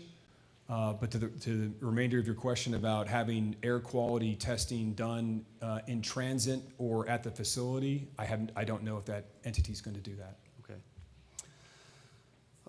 I have some comments as well, but I'll save those for the end. For the members of the public, you've been very, very patient. I'm going to make a suggestion, and bear with me, okay? We've been at it for almost an hour and a half. And your council members will hear you more clearly if you give us a 5-minute break. And then as soon as we come back from our break, we're going to go into the public comment period. I'll be going through the speaker cards in the order that they've been received here. They might have been shuffled by the time they got here, but I'll follow the order that's here. And we'll call you each up. You'll have 3 minutes to speak before the council. Please understand, we want to hear everything you have to say. At 3 minutes apiece, we're going to be here really late tonight, and if that's what it takes, I'm okay with that, and my fellow council members are good with that. If you want to get up to the microphone and say, I agree with what everybody before me has said, we will give that equal weight as if you spent the full 3 minutes talking to us. So the choice is up to you. I just want to share with you that we appreciate you coming out. We want to hear everything you have to say. And we do, at some point this evening, want to finish the public comment period and make some decisions as a city council on how we can best advocate for you. So with that, I'm going to call for a 5-minute break, and we will be back here starting promptly at 8:30. Break. Council is now back in session, by the way. We're going to proceed now with our public comments on this particular item, which is fire debris being disposed of at the Calabasas landfill. I have a number of speaker cards here. I'm just going to call them one by one. When I call your name, you'll have 3 minutes to address the council. I would ask that you address the council. We're not here to address other people in the room. If you would, please just state your name and city of residence when you begin, and we'll try to get through you guys one by one until we've heard every one of you. Peter. Oh, city manager? Mayor, if I could also point out, just based on the format, I know there's many first-timers here to our council meeting tonight. We're not in the position to answer questions at this time. We appreciate those, but by having your name and if we can get your contact information, we'll do our best to put those questions and answers on our city website. All right. So with that, our first speaker is going to be Kim Beatty of Calabasas. Yes. And after her, Jeanette Mulkey. What?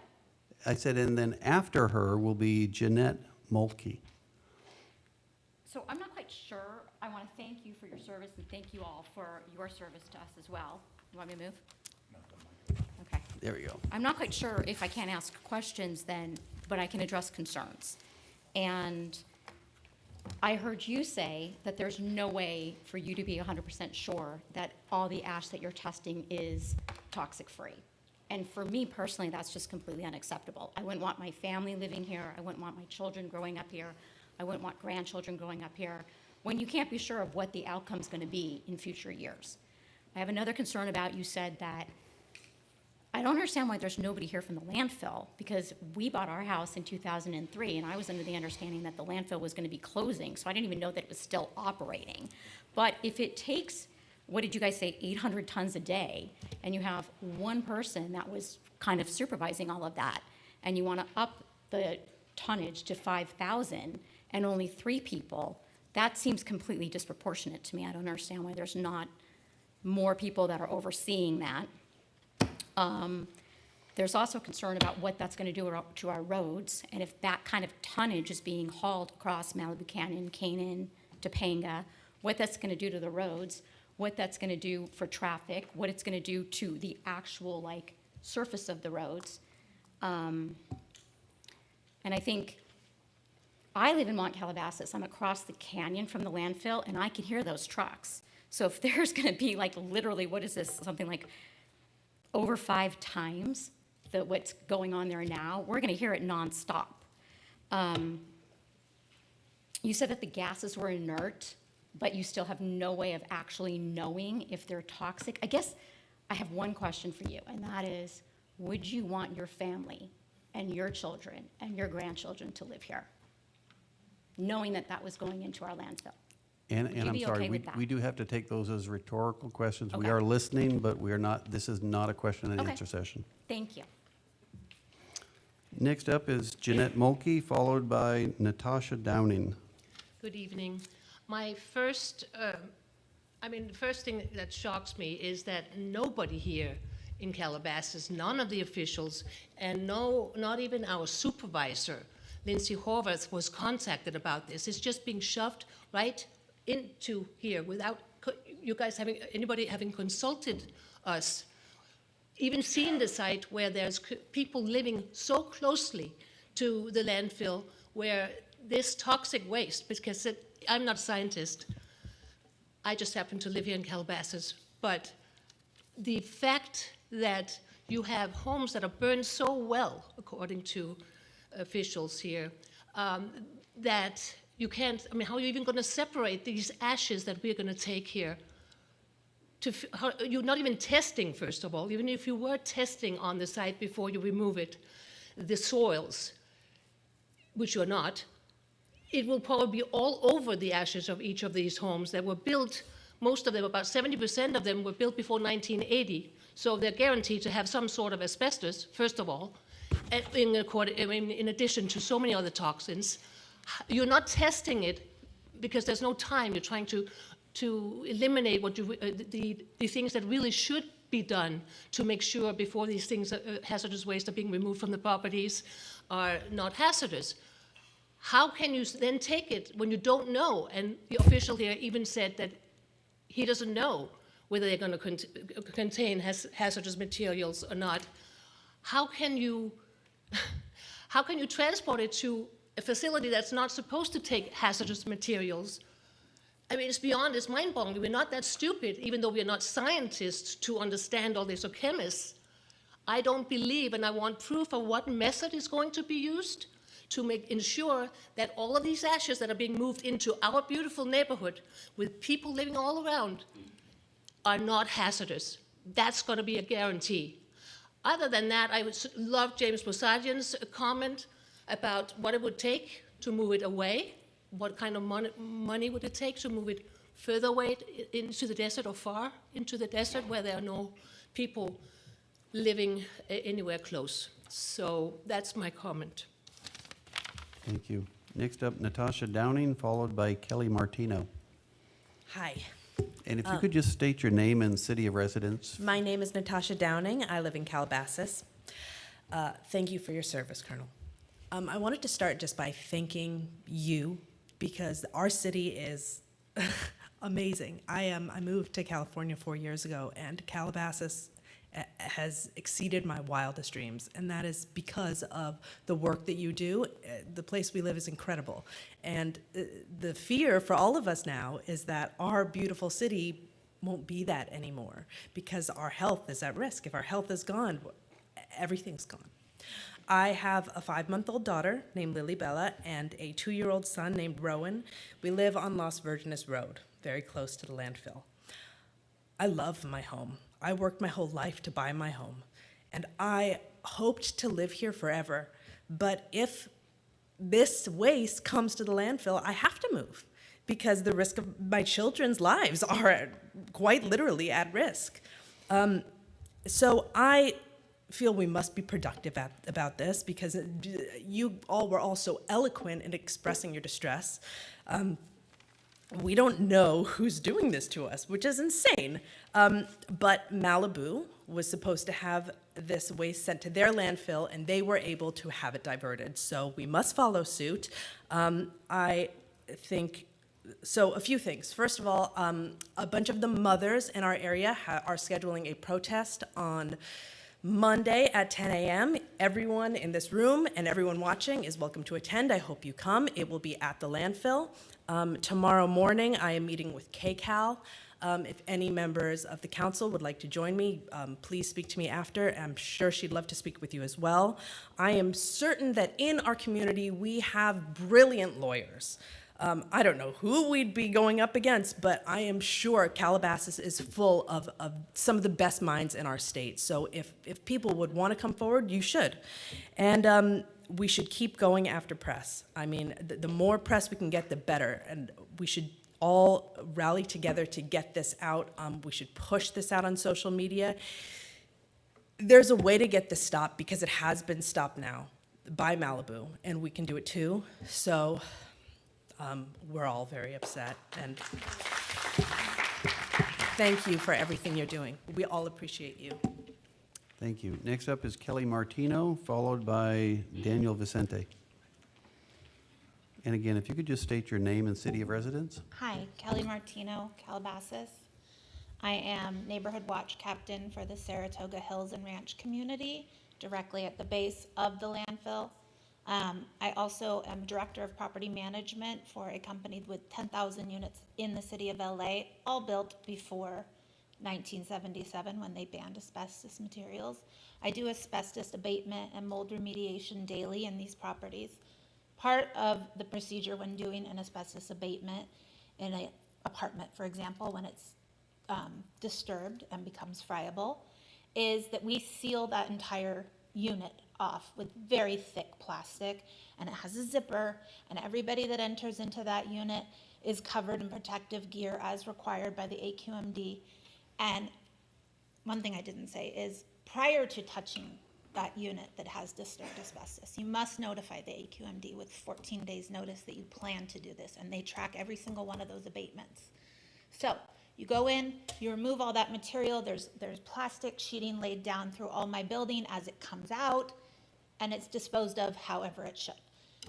I don't see how that's possible to do when you're in open air at a burned out home. There's no ceiling. It's just gonna all be put into this debris, wet down, brought here, seeps into our landfill. We know it's dry, we know it's hot, there's winds constantly, some of the worst we've ever had this year, and it's all gonna be airborne. I'm the mother of 2 young boys. I, passionate and a little nervous.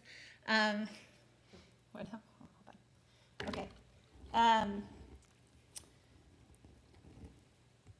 I want to know how many chips are being taken per burned out property. You said that chips were going to be taken. How many are being tested? Asbestos materials are in ceilings, drywall, joint and tape compound, flooring, mastic that is used to glue mirrors onto walls, siding of houses. It's in a ton of stuff. And a lot of these houses in Malibu and the Palisades that burned were built prior to 1977. I would venture to guess that more than 80% of them were. So for sure there's asbestos in these materials. For sure it's going to be airborne. For sure there's no way to protect us, those of us living here in this community. There are 6 schools within a 1 to 2 mile radius of the Calabasas landfill, as well as numerous parks. Why is it being dumped at this landfill? We are one of the only landfills in the state that has a residential community directly at its base. So why is it being dumped here? What is the impact on our canyons? We already have a ton of problems in Malibu Canyon, a ton of traffic, a ton of landslides, and you're gonna be hauling tons of material through our canyon every single day. We're in a state that cares so much about the environment that we're building a bridge for wildlife, but we're not being protected from the most toxic materials you could possibly put into our air. And yes, I am planning a protest, 10 a.m., the entrance to the landfill Monday morning. Moms could rule the world much better than the people who rule it now, and we intend to stop this. Thank you. Thank you to all of you, and thank you for your service. Thank you. And our next speaker is Daniel Vicente, followed by Gilda Emmanuel. And I'm sorry if I mispronounce any of your names. I won't blame it on the handwriting. It's probably my vision. If you could just restate your name and city of residence. It is definitely my handwriting. My name is Daniel Vicente. I'm here on behalf of the Office of Supervisor Lindsay Horvath. I live in the neighborhood of Woodland Hills, just right next to us. I work here in Calabasas, right over the hill on Agora Road every single day. Our main concern is being sure that we are getting accurate information out to our constituents. There's unfortunately been a lot of misinformation going on out there. A lot of this was already stated during the slideshow that was prepared by the city manager, and thank you for that. I first want to start off by acknowledging a lot of the devastation that has been seen in our neighboring communities in the Pacific Palisades, in Sunset Mesa, in Malibu, in Topanga. Our hearts go out to people who lost their lives, who lost their homes, who lost their businesses. I want to thank our Los Angeles County Fire Department, our Lost Hill Sheriff's Department, and I want to thank the U.S. Army Corps of Engineers for their service to our community and to this country. The EPA is currently conducting phase 1 of debris removal, which involves the removal of household hazardous waste from areas affected by the fires. The debris from this process will be disposed of outside the county, most likely outside of the state. Upon completion of phase 1, the U.S. Army Corps of Engineers will begin phase 2. This is focused on removing debris from private homes. This includes includes damaged material, including ash. The department has identified landfills across Southern California, including here in Calabasas, Sylmar, Simi Valley, Lancaster, Palmdale, El Sobrante, San Bernardino, and Azusa, and only Class 3 lined landfills can accept fire debris under state law. A waiver that is granted by the Water Quality Control Board requires heavily regulated reporting standards, including how much debris is being taken in and from where. Similar debris was taken in after the Woolsey fire, and debris will be wrapped and transported in an extremely tight 10-millimeter plastic wrap. And it is important to state as well that CalRecycle and the LA County Department of Public Health have stated no objections to these kinds of materials entering landfills and see no health concerns as of this point. We want you to know that you will always have a direct line to our office. I will be staying until the end of this meeting today. I have business cards on me, and your county supervisor is always here to advocate on your behalf. You always have a direct line to our office, and please feel free to reach out to me if you have any questions. My cell phone number is 213-379-2729, and I will have that on my business card as well. I want to hear your concerns so that I can take those directly to the county supervisor, and we can best make sure that we are advocating on your behalf. Thank you so much. Right on time. And the next speaker is Gilda Emanuel, followed by Nazanin Cohen. Hi, I live in Calabasas also, and I feel, first of all, thank you, Colonel, for all of your work, and I'm worried for you and your men. After 9/11, we know what happens. Everybody has already spoken whatever I needed to speak about, but I really feel that sending you here tonight is really another slap in our faces, because there should have been somebody from government here. There should have been somebody from Cal State, somebody who's in charge of cleaning up, because you obviously cannot help us as much as you want to, and I feel really bad that you're in the hot seat. I'm very, very concerned, and this is crazy. The fact that they kept us in the dark for so long is obviously because they didn't want us to have enough time to look into it and have lawyers working on it. But we're not going to just stay put. We're going to stay put, and we're not going to let them get away. Thank you for your time. Thanks. And just to be clear, the colonel's not in the hot seat. Your city council is. We're looking for direction on how we can best advocate for you. The colonel showed up to provide information to us, so thank you again for being here, Colonel. Our next speaker is Nazanin Cohen, followed by Joe Chilko. Hi, yes, I reside in Calabasas. Esteemed council members, thank you for your time. Your oath of office and the duty and includes the duty and responsibility to protect the city of Calabasas, its residents, and your constituents. It's your responsibility to look out for the welfare of the city. We hear that you're trying, but we just want to remind you of that. By allowing the toxic waste and debris from the Palisades to be dumped in the Calabasas landfill, and this waste and debris is admittedly not ordinary debris, you are respectfully violating your duties. The waste and debris cannot be guaranteed to be toxin-free. Incinerated toxins cannot be separated out. It doesn't matter what precautions anyone takes, what plastic linings they put, the debris will contain toxins. These toxins may become airborne, they may vaporize, they may become unstable, they may become dislocated from the purported safety barriers that are given to contain them, and they may seep into water and soil. What guarantees will be given for our safety? What proof? And who will pay if there was oops, a mistake, and we all get sick? I understand that the city has made the error before of allowing such toxic refuse to make its way here during the Woolsey fires. That doesn't mean you should repeat this error. But the scale of this fire and the debris is far greater, as we all know. How will anyone ensure toxic waste will not make its way with this volume of ash and debris?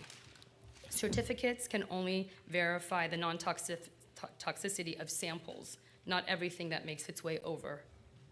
Acknowledging that solid pieces of non-incinerated lithium batteries will be removed does not speak on the literal tonnage of toxins that have turned to ash and cannot be parsed out. It's like trying to separate dust from dirt. It is impossible, and we all know it. To accept the dumping of such toxicity so close to residential and populated areas is unacceptable.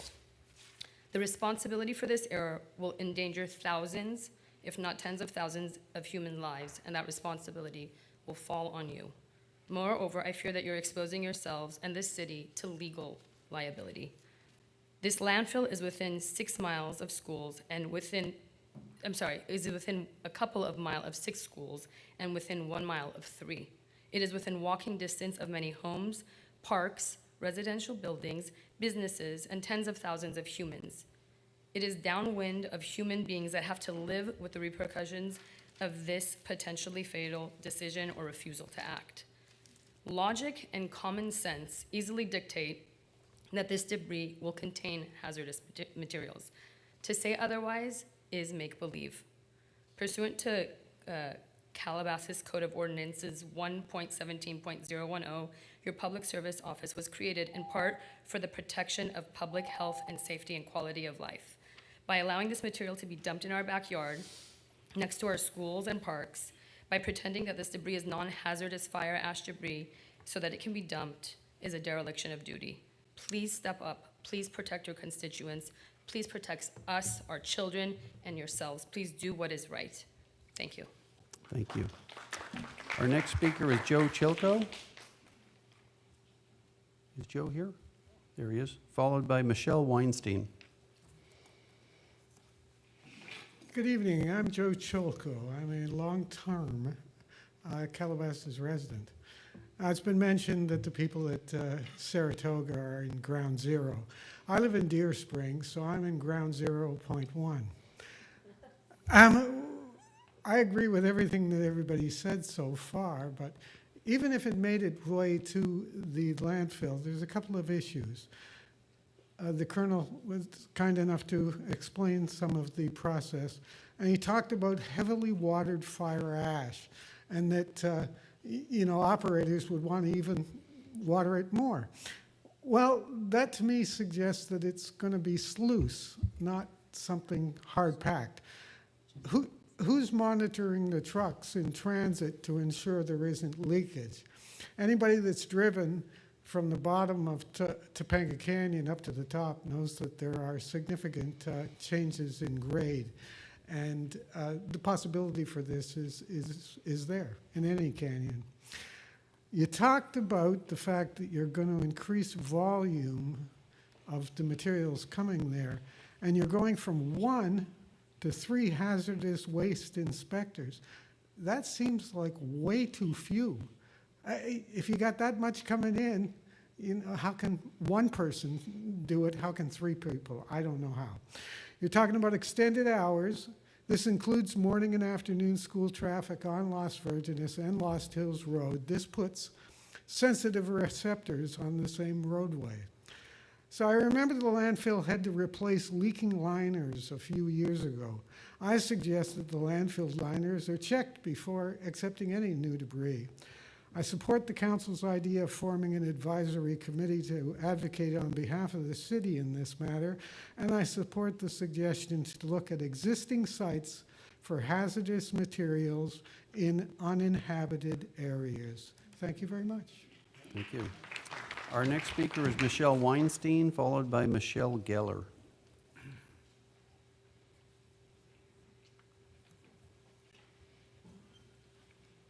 Hi there. I'm Michelle Weinstein. I reside here in Calabasas. I want to say thank you so much, Colonel. I feel like I learned a lot. I really appreciated your very thorough answers. I'm obviously very alarmed by what's happening. I have a 1-year-old, a 4-year-old, and a 6-year-old. A lot of the questions that I have already been answered. But I'm very alarmed at how little I heard from you guys about what you all are doing. I hear you ask him questions about why, we're picking this landfill. Why isn't it going to this landfill? But these are not questions that should be directed to him. Why aren't these being directed to Gavin Newsom? What are you guys doing? What is the conversation that you have been having with the city? You're sitting here asking a colonel questions when you should be asking the city, but we don't hear what have you done. What we heard is that a random person told you about this. Where is the communication with the city? I mean, I'm really shocked by it, and I would love to hear more. I know that you said that he's in the hot seat, or that he isn't in the hot seat, that you guys are in the hot seat, but I don't see us able to ask you guys questions, so I don't understand why you're saying that he isn't in the hot seat. But yeah, that's all I have to say. I would love to hear more about what you guys are doing and why aren't you calling Gavin Newsom? Thank you. Next up is Michelle Geller, followed by Jamie Weinstein. Hi, Michelle Geller, resident of Calabasas, attorney. Wish I was an environmental attorney, corporate insecurities, but we will find an environmental attorney. So I do like how Mr. Mike started his speech today, and apologies if I mispronounced your name, but we need to focus on what we know. And the matter of fact is we don't know anything. because as you indicated, this is the largest natural disaster, pretty much fire-related in US history. So what do we do in these circumstances? We look at past history. What's a phenomenal past history that we can all look at? We can look at 9/11. Let's look at 9/11 and who headed the cleanup efforts of 9/11? The EPA. What did they monitor? The air quality, the soil, the water, the cleanup of the debris. It's great. We monitored it so well that 20 years later, as we track the health of all the first responders and people that went down to 9/11 that were told a week after that it was safe to return to that area to go back to work, that the number of deaths from the diseases that have occurred out of 9/11 is higher than the people that died from the terrorist attacks. Almost 4,500, and the death toll is calculating still because some of these diseases take 20 years to figure out that you've had, and that's why there's a massive victim fund for people of 9/11. I don't think the Calabasas community wants a victim fund in 10 or 15 years from now. What we want is our health, what we want is our safety for our kids, our schools, and everything else. The presentation that was up on the screen, I love that the one item that was not listed as not going to the landfill as hazardous was asbestos. How ironic that that was missing. I find that so bizarre because out of the 6,500 structures that burnt in the Palisades fire, 73% were built at a time when asbestos use was prevalent in building. As my fellow constituent here had indicated, asbestos isn't just in a popcorn ceiling tile. It's in paint, it's in stucco, it's in popcorn ceilings, it's around heating pipes. All those items that is in the ash debris. Okay, so we're chip testing the ash. How are we chip testing the ash? Are we chip testing how many? Are commercial buildings as the same as residential buildings? Are we chip testing soil, or are we now chip testing hard substances?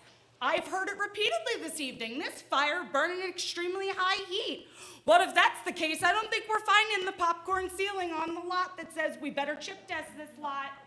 No, it's not going to be there. And at the end of the day, the real news, not the fake news that was delivered, the real news is that asbestos, the harm of it doesn't dissipate when the fire burns that hot. It's still hazardous, and it needs to go to a facility that's ready for hazardous debris. And that is not Calabasas. Calabasas, as Ms. Weintraub had indicated, is one of the only landfills in California that's near a residential area. Well, near a residential area with parks, a park that my child, my 5-year-old with one kidney, plays soccer every Friday with his school. It is the community. Thank you, Mrs. Geller. We have 3 minutes. We have 3 minutes for each speaker. I'm sure everyone wants to give me another 2 or 3 minutes. So I think I can get it. Thank I'm you. sorry. Thank you very much. We don't As have for that the opportunity timing, tonight. 125, as you indicated. Mrs. Geller? You didn't know? I called the landfill on 130. They indicated a contract Mrs. had Geller? already been signed and that they were going to start bringing debris here in March. I show up at an environmental commission meeting. Nobody Excuse me. absolutely knows. There's a California I Environmental appreciate your Equality comments. Act We that do need to requires get the through public all of to our be speakers alerted. here. The public wasn't And if you'd alerted. like to We submit your don't need comments in writing, we'll take them in that format as well. The statistic is 9/11. We already all know the statistics, and that's why we can't get 100%. Mrs. Geller, because excuse we me. already know. So, protect California. I'd like to devote my 3 minutes, sir. Thank you. Thank you. So, I would like to say, thank you. Thank you. Thank you. My final say, we have a website, protectcalabasas.org. It has our petition. It has every article you can want to know about how the EPA is going to tell you this isn't dangerous. It is dangerous. We are going to hire an attorney. There will be more information on that website about how we're going to seek an injunction. We are going to set up a GoFundMe so the community can all fund this lawyer, and we are going to get this stopped. Calabasas is not going to sit back and wait to be 9/11. Thank you, Mrs. Geller. Next up is Jamie Weinstein. Again, you have 3 minutes to address the council. Please give us your name and city of residence. After this will be, Alan Arhami, we'll get to the names shortly. It's hard to follow that one. My name is Jamie Weinstein. I am a resident of Calabasas. I've only been here 6 months, moved here just over 6 months ago. And now we're going to have to decide whether in 6 months, whether we will be here with our 3 children because of the risk of this landfill. What pops into my mind is that we move to a state that if a tiny fish is endangered or a rare bird is endangered, they move heaven and earth. They'll stop construction to protect it, but they're willing to put potentially toxic materials in the middle of a residential area. And Colonel, I appreciated your testimony and you saying you're candid, you can't be 100% sure, and I know philosophically you can never be 100% sure of anything. But we live in the age of AI, so I was able to go on my phone and type in, can you be sure when toxic waste burns that the toxicity is gone? And the answer is no, you cannot. So they might look for metals, but when it burns, the toxins are still there and you can't search for them. I come from Washington, D.C., where we moved from. I come from the world of politics, so I understand the world of incentives. What shocked me the most here is that no one knows who to turn to stop this, who to discuss it to. But as the Colonel said, one of the answers is on the state level. The state makes this decision. And last time I checked, the governor of the state is not done with politics. I think he has a future, or wishes he has a future in several years from now. And I'm pretty sure that he doesn't want the toxins here to become toxic for his future presidential run. And my guess is that this isn't, he raised money for a gubernatorial race in Calabasas, and he would like to raise money for a presidential race in Calabasas. And my guess is that many people in the city know him well. I am new to this city, so my suggestion to the town council is find who those people are, get them to the governor, tell them that this is an issue that will sink his campaign unless he stands up and stops this, situation from happening. Political incentives matter. The risk of your political career falling apart, I think, might motivate the governor. So that is my suggestion, something that's actionable to get to someone who can make a difference. Thank you. Thank you. Next up, I'm sorry, I'm having a hard time with the name Alissim Harani? That could be it. Come on up. And Leanne Knorr is up after her. Good evening, Mayor Kraut and council members. My name is Allison Aharoni. I'm a resident of the beautiful Oaks here in Calabasas, but more importantly, I'm the parent of 2 mini Calabasas residents. My children attend Ilan Ramon Day School, located off of Liberty Canyon, which is 1 mile, a little bit less than, from the Calabasas landfill. So as you can see, I'm highly concerned. My concern as a parent and as a board member of the school is everything that my fellow constituents have said. Additionally, I wanted to ask a question. According to the CalRecycle website, property owners have the right to hire private contractors to clean up the debris. And I want to know exactly what the process is for that. How are they being regulated as to what they're taking out is in fact non-toxic, which, as everybody said, we know have 100%, but I'd like to know the process for that as well. So again, thank you so much for your time. Thank you for all that you're doing, and thank you for advocating for all of us. Thank you. Next up is Leanne Knorr, followed by Mark Papia. Good evening. Thank you, City Council. Thank you, Mayor. Thank you, Colonel. I reside in Calabasas, and I have lived in Calabasas since I'm 5 years old. I was a part of the inaugural class at Bay Laurel, and I'm now back here raising my young children and this very special place that we all call home. Like many of us know so well, our city is a beacon of safety, health, and one of the best communities in the world to grow up. And like me, 30 years later, to raise our children. Tonight I'm speaking as a resident of the colony right off Las Virgenes, a mile from the Calabasas landfill, but more importantly, as a mother of 2 young children who go to school at Ilan Ramon Day School, less than a mile from the proposed landfill. I'm speaking on behalf of my neighbors tonight and fellow school parents. We want to express that it is our view that there is no greater issue affecting our community and our city right now. Even if the intention is to avoid toxic materials, It is highly likely, like we've all heard tonight, that there's no way it's going to be isolated and end up in our landfill during phase 2. I hope that the city of Calabasas will continue to press LA County to guarantee, which is clearly something we've heard tonight they can't do, that it's non-hazardous and insist that this not proceed. Even a single mistake in this process that's clearly been rushed could lead to serious and permanent health issues for our children and our broader community. Even if the non-toxic phase 2 claims by the county are undeniably true, and it is non-toxic, why are we even risking this? I beg the city council to do everything in your power to stop this. Please don't trust the semantics of all this coming out, and please fight for us. There's simply too much at stake. And because I've seen how fast this is happening, and I'm also concerned at what you guys are doing as well, or lack thereof, if this proceeds so quickly that we don't have a choice, then I implore this Calabasas City Council to demand an independent assessor that works for our city, verify and claim the lack of toxicity at the dump itself before any materials are burned. This is too big of a risk for our community to rely on the opinion of non-independent bodies. Certainly not the state. Certainly let's not trust the county, not Cal Recycle, not the EPA, not everyone is pointing fingers. All we want to do is trust our city council to be held responsible and take the reins here, no one else.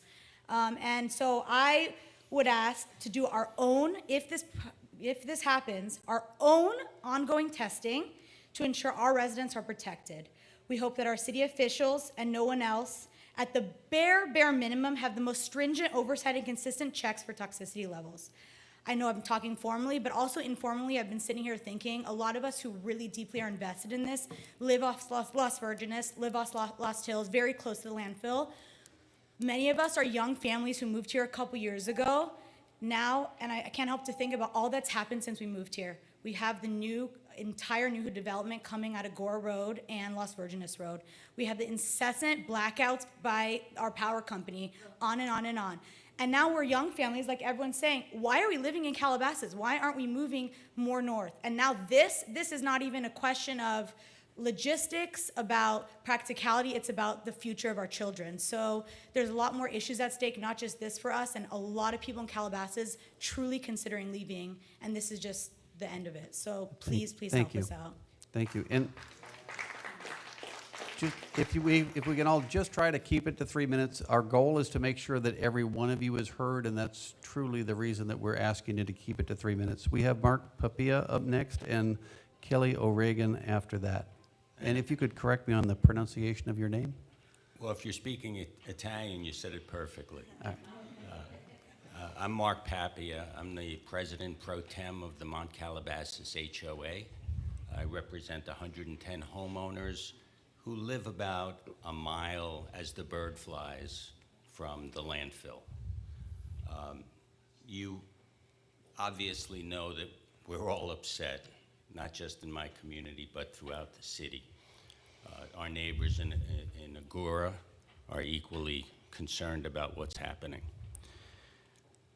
We, frankly, are upset with what we're seeing at the city level, and we've seen a lot more pushback the last 2 days, and we love that, but we're super upset about the county. And we're super upset about the weight that the city seems to bear on the county. Because with LA City being only one of 88 cities in our county, the county should be able to stand up to the city of Los Angeles. Here's a question that I'd like you all to find out for me and email me if you can. The Calabasas landfill is a Class 3 facility.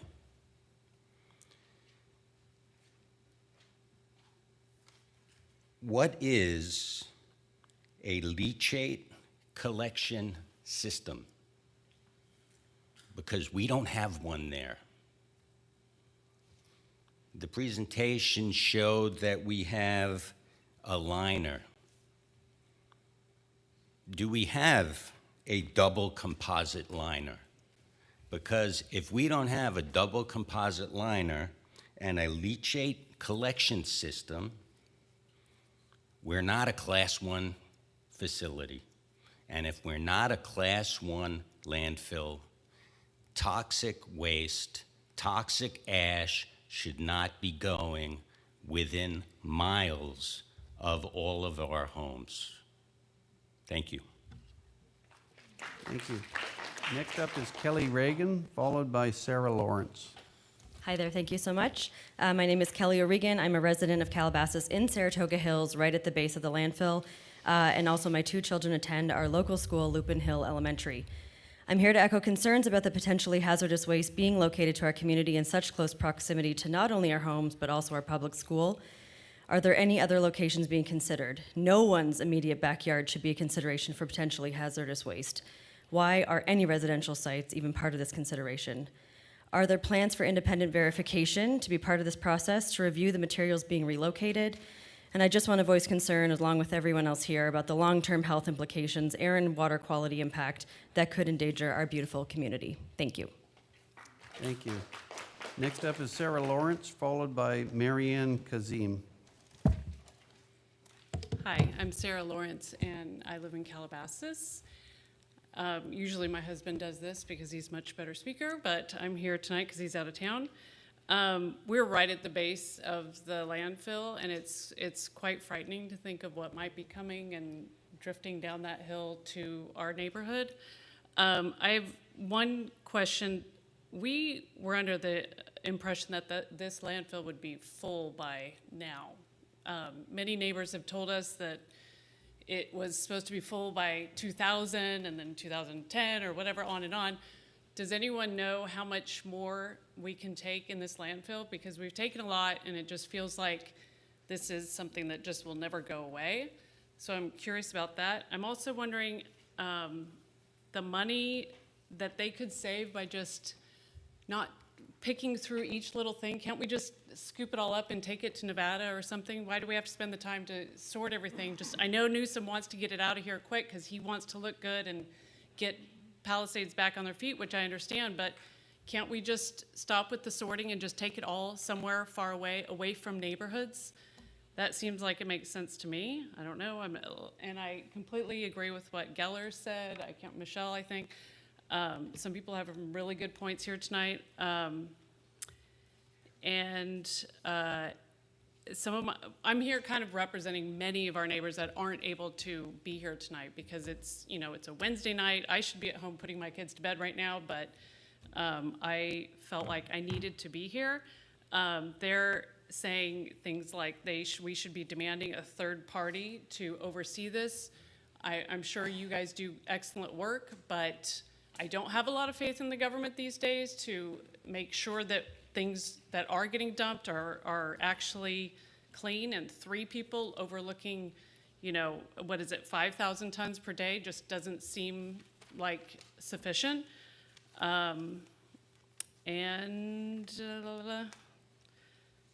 That's about it. Thank you for your work. I appreciate it. I know you guys don't want this here either, but I hope you can do something about it because it means a lot to us. We don't want to leave Calabasas. We love it here. Thank you. Thank you. Marianne Kazim, followed by Rabbi Andy Feig. Hi, my name is Mariam Kazemi. I've lived in Calabasas for 26 years, raised our 2 children here, and I'm very concerned about this decision. I don't want to repeat everything that everybody has said. In summary, some of the concerns I have is, why do we have to accept what is this decision? Why do we have to take that? Is there anywhere we can push back on it? I'm asking the city council to push back on the date of the start of this. I don't know when this is going to be, but let us make some decisions and let us just try to figure out what we can do to stop this process. And then that's it. I mean, just everybody else has said it better than I can, and I have, and just give us some time. This cannot be done tomorrow morning with a lot of the hazardous material that's coming to our landfill. Thank you. Thank you. Rabbi Andy Feig, followed by Nicole Radamus. Hi, thank you for tonight. My name is Rabbi Andy Feig. I am honored to be the head of school at Ilan Ramon Day School. As you've heard, we're one of several schools just downwind of the landfill. I represent over 120 families and 179 children, ages 2 through 5th grade. And we have heard, and I've been hearing over the last couple of weeks, the concerns of our families, the concerns of our community about the landfill. I'm concerned for us as a school. I know that many families have talked about being afraid to be in this community, coming to our school, knowing that our proximity is a half mile away from the landfill. We're looking for your leadership, and I was actually really shocked to hear that this was coming out of nowhere for you. So we're looking for your advocacy for our health, for the health of our students, the health of our families and our community, and we're looking for you to help lead us into this unknown, because we need to advocate for our community, for our school. Our priority, of course, is education, but our priority is for the safety and health of our students and our families. So thank you. Thank you. Again, up next is Nicole Radamus, followed by Stephen Monick.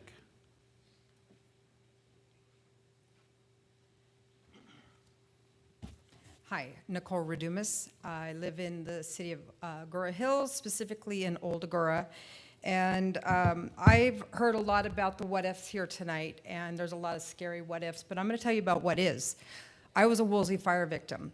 I lost a 2,000 square foot guest house. I lost a garage. I lost another structure on my property. Pretty massive, devastating damage to my property. So I went through the remediation process. Now, the Army Corps of Engineers has presented a very textbook, looks good on paper solution. I will tell you that's not the way it goes, people. I'm here to tell you the reality is that by the time you can get Army Corps of Engineers on your property to clear the toxic waste, it could be 6 to 8 months.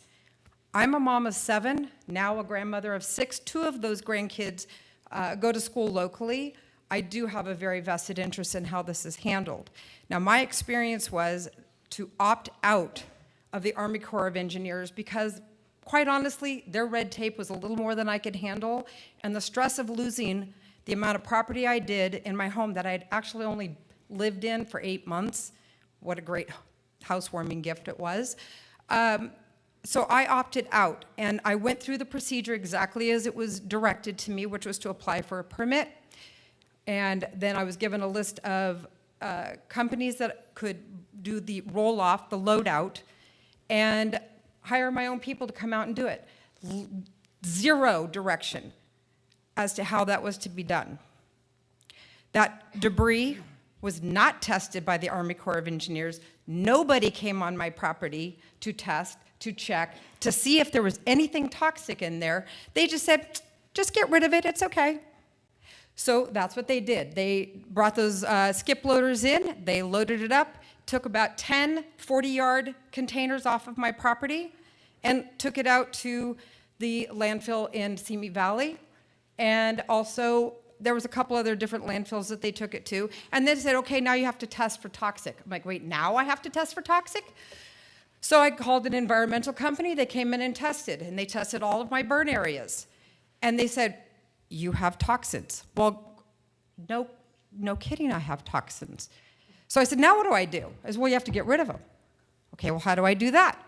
Well, just call somebody to come and dig it out. You just have to dig like 4 feet out and 4 feet down around the sites that we've designated that have toxins. I said, okay, then where do I take it? Well, you just take it over to Calabasas. Do I have to contain it? Do I have to put it in a bag? How do I do this? You just take it over to Calabasas. Okay, just get one of those, 4-yard bins, throw it in there, take it over to Calabasas, they'll take it. So we've talked about the what ifs. This is the what is. This is the reality. I went through this, and this is exactly what is going to happen, because I guarantee you, out of all those thousands of homes out there that burned, they're going to be just like me.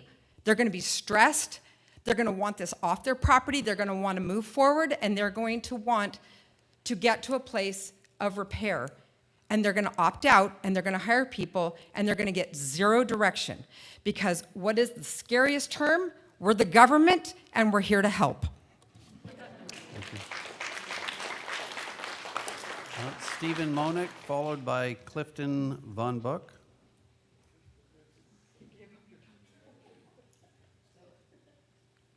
Stephen Monick still here? Yeah, sorry. Hi, I'm Stephen Monick. I'm a resident of Calabasas. I'm an attorney with Bank of America. I guess what I'm hearing pretty much across the board here is a complete breakdown in the process. The review has been, there's a complete lack of transparency. We don't know what's going on, and the fact that you don't know is scaring everybody here. I would have to reiterate what the rabbi said is the whole city of Calabasas is relying on you to take this forward. As Michelle Geller was alluding to, I don't think people want to have to sue the federal government or the state government or sue you. I don't think anybody wants to do that. But I don't think this is going to happen, and that's what will happen if nothing gets done. So I sued the federal government about 3 months ago. I filed for a writ of mandamus to get them to do what they were supposed to do. I went to federal court. It didn't cost me a lot of money, and I won. And that's what's going to happen if you guys don't do it. We don't want to do that. You guys have to do it. I suggest don't wait a week. Get a lawyer tomorrow, Friday. Say, look, it's not about whether they're going to put the trucks in. Have the city of Los Angeles or the county explain how they came to this decision. They have to explain, they have to do their job in informing the public, which they didn't do, obviously.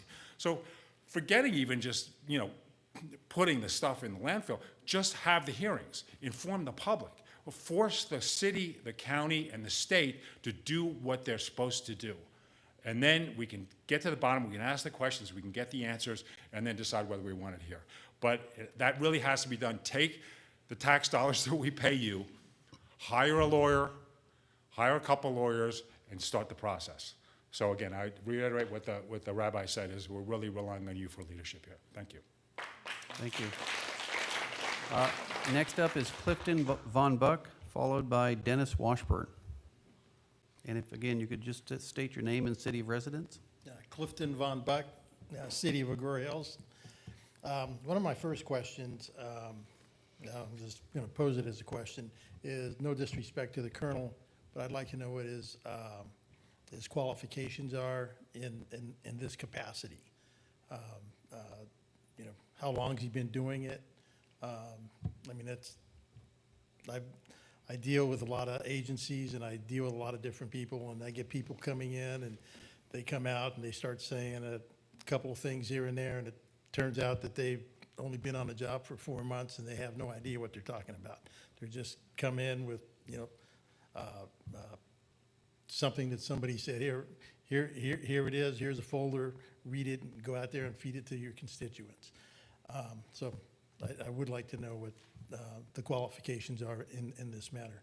The other thing is dealing with CEQA, California Environmental Quality Act. Who's the lead agency on this? And as a city of Calabasas, you should be able to probably look into CEQA for dealing with this for this catastrophe. And that's pretty much what I got to say. Thank you. Next up is Dennis Washburn, followed by Dr. Daniel Geller. Good evening, Dennis Washburn, Calabasas. And I have so many things written down on my agenda that I think would be helpful to the process. It would be really great if our city manager and the staff and the council members encourage people who have potentially very creative solutions, not only the concerns that we have, and there's a lot of fear in this room, but there's a lot of fear in the world. This is a planetary issue we're dealing with, and it's come down to the local level in our city, and we have probably 45 years worth of history dealing with this landfill and with the things that go into it, the people who make money off of dealing with the stuff that's there. And nobody's addressed the issue of what's happening to the world right now, because if we have 5,000 truck trips a day for the next 6 months, there's a lot of petrochemicals that are going to be put in the atmosphere, just moving the stuff from wherever it is to where it is destined to go.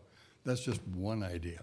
And there are things that are happening in the world of the satellite pictures that can be done, where you can literally determine the layers of all the impacts that are happening in any particular site, all the way down to a space about the size of this area right here. And there are people who can help us deal with that from a technological standpoint, a behavioral standpoint, and also dealing with the science aspects of coping with this. We have to do our part. That doesn't mean we have to accept the waste in the landfill, but we have to know the better alternatives, if there are any. And we also have to know the consequences of all the things that we've done for the past 40 years.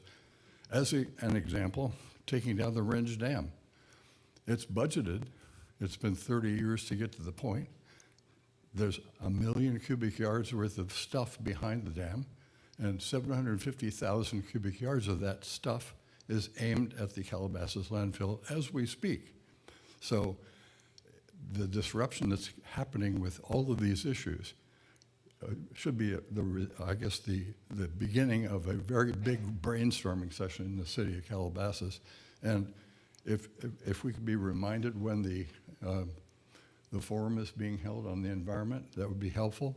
And if we can get the deadlines that you're having to cope with and that the Colonel has to deal with just in delivering the services that are already basically prescribed, it would be helpful for all of us to know what the calendar looks like, what the phone chain looks like, and then how we can help ourselves deal with the environmental issues that we're having to deal with, not just the families, all of which we are highly concerned about, clearly. And let's just get at it and be creative in our solutions. Thank you. Thank you. Next up is Dr. Daniel Geller, followed by Patrick Finn.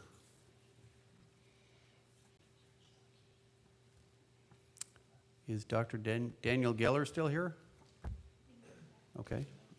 Next up would be Patrick Finn then, followed by Renaya Simon. If I pronounce that wrong, please accept my apologies. Hi, I'm Patrick Finn. I live in Hidden Hills.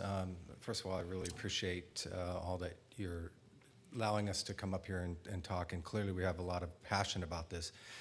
And really, the only question I have now, because all my questions have been answered, is I really would like to know, to be put out in the open, what steps you guys are going to take. You know, you have all the passion from us, the reality of what's going on. I absolutely think we need to do whatever it takes to not let this get into the landfill here. And you guys need to have transparency on what you're going to do and how you're going to do it. And you know, people who like come to my house and work on my house and stuff, I say to them, treat my house as if it was your own house. And obviously, some of us don't live right below the landfill and aren't directly situated around it. But if you lived there and you knew this was happening and you had the power of your position, what would you do? And that's how I think you should tell us what you're going to do and explain how you're going to go about it to make sure it just doesn't happen. Because I think it can. I think with enough desire, this can be stopped. And I know you have limitations in your positions of what you can do, but I think you should go to the max on what you can do to just make sure this doesn't happen. And I think it's possible. And I think all the people here are going to do everything that they can with whether it's hiring lawyers, whether it's doing protests. This is something that just cannot happen. And I think it's possible with your position that there's a lot of things you can do. And I would like for you guys to share with us what steps you're going to do and how quickly you're going to do it, and put it out there for everybody to see, and how you're going to contact the governor, how you're going to contact LA, all of that stuff that is legally that you can share with us, that you guys do share that with us so that we have confidence that you have our back on this. Thank you. So next up is Renaya Simon, followed by Jessica Braun, followed by Nagar Nauzar. If I haven't read your name yet and you did want to speak, we don't have any more speaker cards after that. So if you do want to speak, make sure you fill out a speaker card and get that to our city clerk immediately. After these last three, we'll be moving on to council discussion. They left. Well, Renaya Simon? Renaya, gone. Jessica Braun? Not here.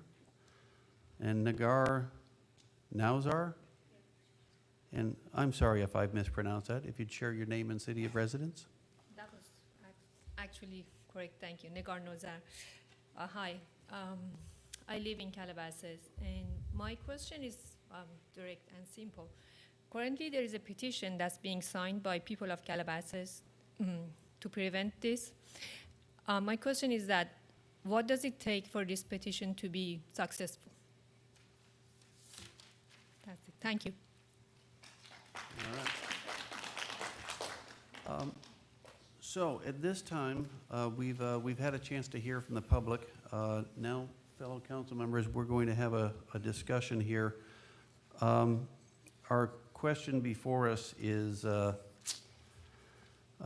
we'll be looking for a motion at the end of this. What's been suggested is a potential of an ad hoc committee, which would allow us to move quicker. For members of the public, your city council here is governed by the Brown Act, which says that a majority of us cannot get together and conduct business unless we notice the public, create an agenda, and allow for public comment, which is why things happen so slowly in the government, especially in the California governments. That there is to protect you from backroom deals, so it does work to your benefit.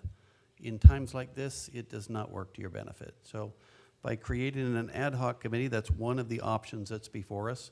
We would allow 2 council members to make decisions for the 5, and that would allow them to move quicker. I'll let my fellow council members speak on these items, and then I'll share some thoughts as well. Does anybody want to go first? Ed, would you start us? I'll take it on. You know, I think any one of us would be great to serve. This particular city council has an unbelievable passion. We are longtime residents, and to serve in this capacity under these circumstances when it's an emergency, no holes barred, all men on deck, as they say, or all hands on deck. There's so many aspects to this. It's so important. It's, at this point, out of control because we don't have control, and it's in other people's control, and we have to bring it back to us. And that's what I'd like to do. I'd be happy to serve. It needs to be relentless, and we have to push everything that we have personally and otherwise out of the way so we can determine really what's the best course of action. And it is definitely a collaborative. It's not going to happen just by our articulating a problem to somebody and hoping that they'll be on our behalf. So when it comes time, I'll throw my hat in the ring and be as valuable and useful as I could possibly be. Thank you. Councilmember Shapiro. We're addressing not just the one, all comments now at this point? This is all comments, all suggestions. Okay. Remember that this is an agendized item, so we are allowed to answer the questions that have been posed by the city and the public here. And yeah, no, this is your time. Share all you've got. Okay, I have a lot, and I first appreciate everyone being here, from the Colonel, who opened up this meeting, as well as every resident who wrote to us, who emailed, who texted, who called us, as well as everybody who spoke here tonight. I just want to ask a question. I guess it might be for Daniel, might be for our staff, might be, if I heard correctly amongst all the conversation, is it LA County Public Works who decided Calabasas is to receive the fire debris? Is that the ultimate decider of that? Decision maker, rather? It's LA County, correct? LA County is our primary partner, and they have a governing memorandum of agreement with local municipalities affected by the fire. And they served as a conduit through Cal OES. Cal OES is the primary state agency that acts on behalf of the state of California working with FEMA. So to say it's exclusively LA County Public Works, I don't think I can say that. I guess I'm looking at the supervisor, our city manager, supervisor's office, if you know that answer, because we're trying to, as a council, come to grips with how this has come to be decided. I understand the federal government, I understand Cal OES, I understand the list of agencies that are involved, but from what I've heard and listening, I heard LA County Public Works has the contract. LA County Public Works is one of the entities, yes. However, as Councilmember Weintraub said, our specific office was not notified about this until the 25th of January as well. Right, and I certainly am not pointing fingers. I'm Of just course, trying to of get course. direct answers so we know, and all of us know what we can or cannot do. And I I'm appreciate- happy to look into it further and get more answers to you guys. You know that we're always in contact with you. So as far Yes. as, I can arrange a meeting between our environmental deputy as well as any members who would like to join as well, so that we can get more answers to you. But the state has also been a deciding factor in this with Cal Recycle as well. Okay, thank you very much. Of course. Would that be your take on that as well? Correct? Yes. Okay. Sure. Yes. Okay.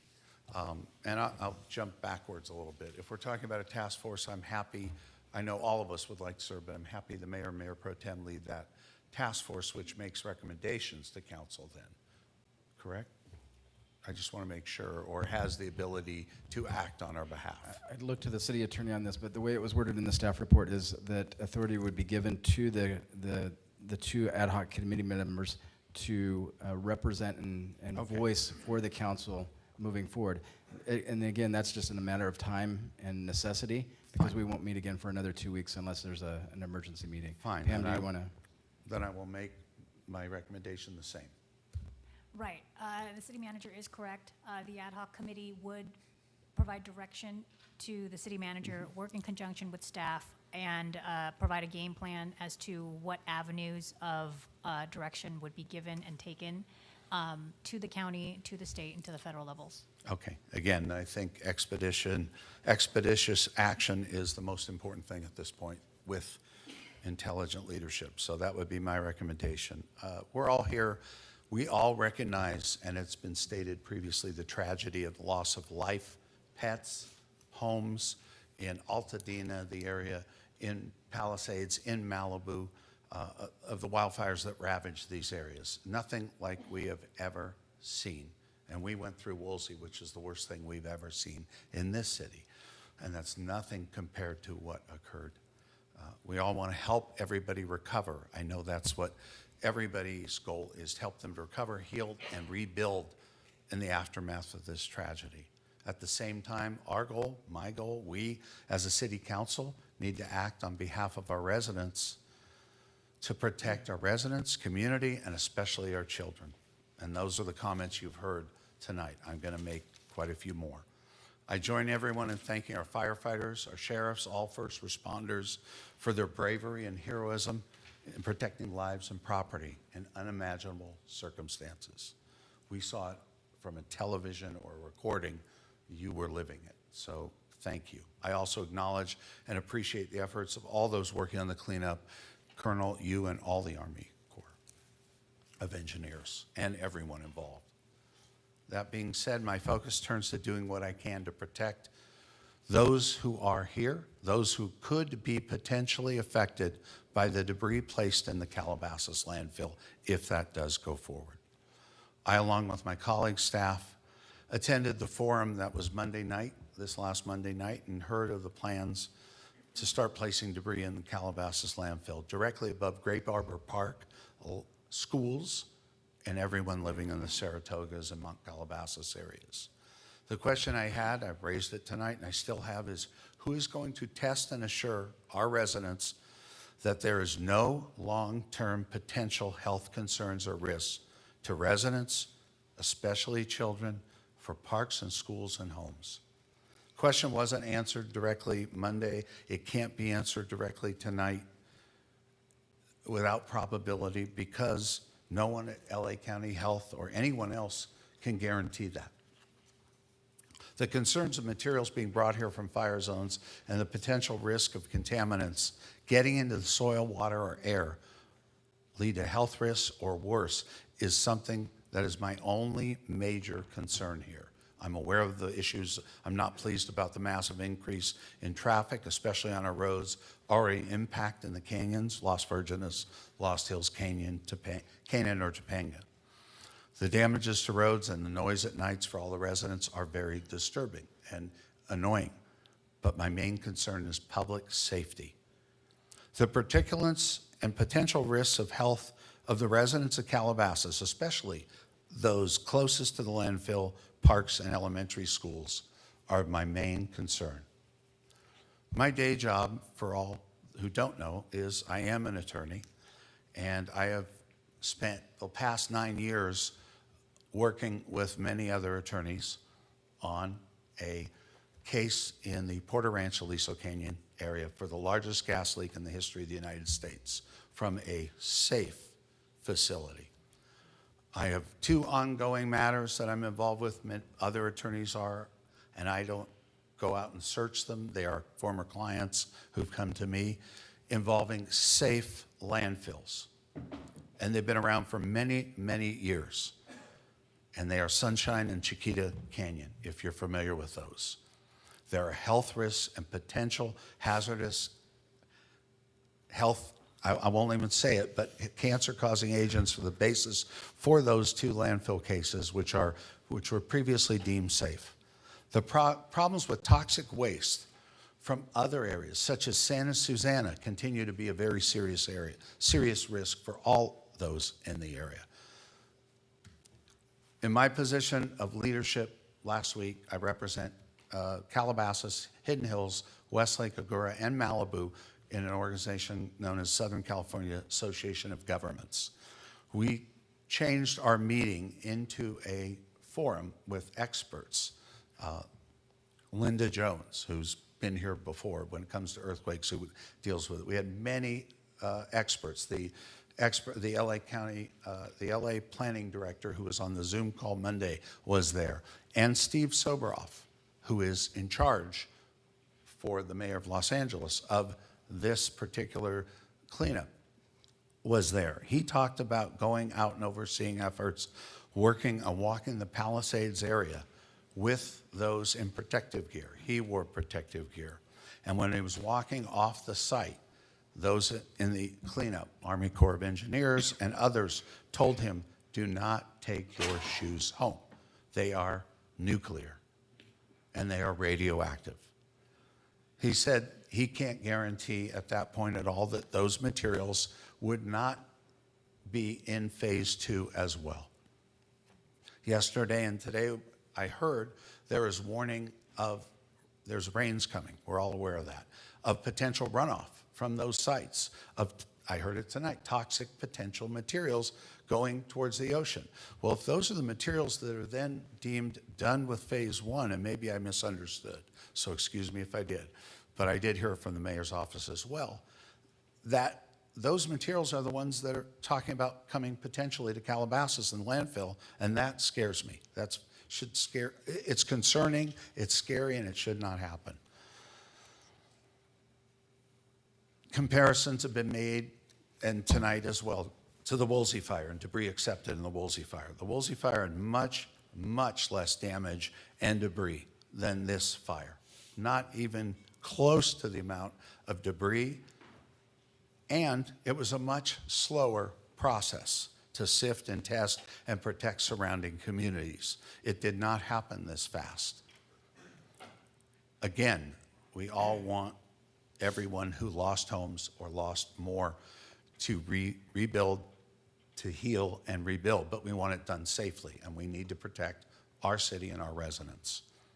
There's also, in Woolsey, there was a huge amount, a much less amount of trucks and canyon travel and debris, 800 tons a day, now with a request to get a waiver to 5,000 tons a day and extended hours, including Saturday is an extremely large amount of debris, a huge amount. There's no, to me, no comparison to the Woolsey fire, with all due respect. That is not the same. And again, my number one concern is the debris from the fires. We talked about it earlier, asbestos with 100-mile-an-hour winds, batteries, toxins that have melted and burnt at extreme temperatures are still in the soil, and potential debris which could be being brought to our community could have those dangers and chemicals, and without proper testing, and it's been brought up by many, without proper testing, full testing, that material should not come to the city. I have a list of chemicals. Again, I mentioned I'm involved in cases, so I can mention chemicals that are released in urban fires, from benzene to toluene to xylene to, I won't even go through them all. I have them. They're out there. They're public record. There is no secret. They are all potentially toxic. And the question is the containment sufficient? Is it safe for our community if this debris comes here? Is it safe now? Is it safe 10 years from now? Is it safe 20 years from now? And I don't have that degree of certainty at all myself. I'm concerned for the long-term health of all our residents, especially children in this area. And until or unless we have someone from LA County Health or whomever is the appropriate agency signing off that there will not be any long-term health care effects to anyone from foreign substances in the debris via air, ground, or water, we need to stop this. Thank you.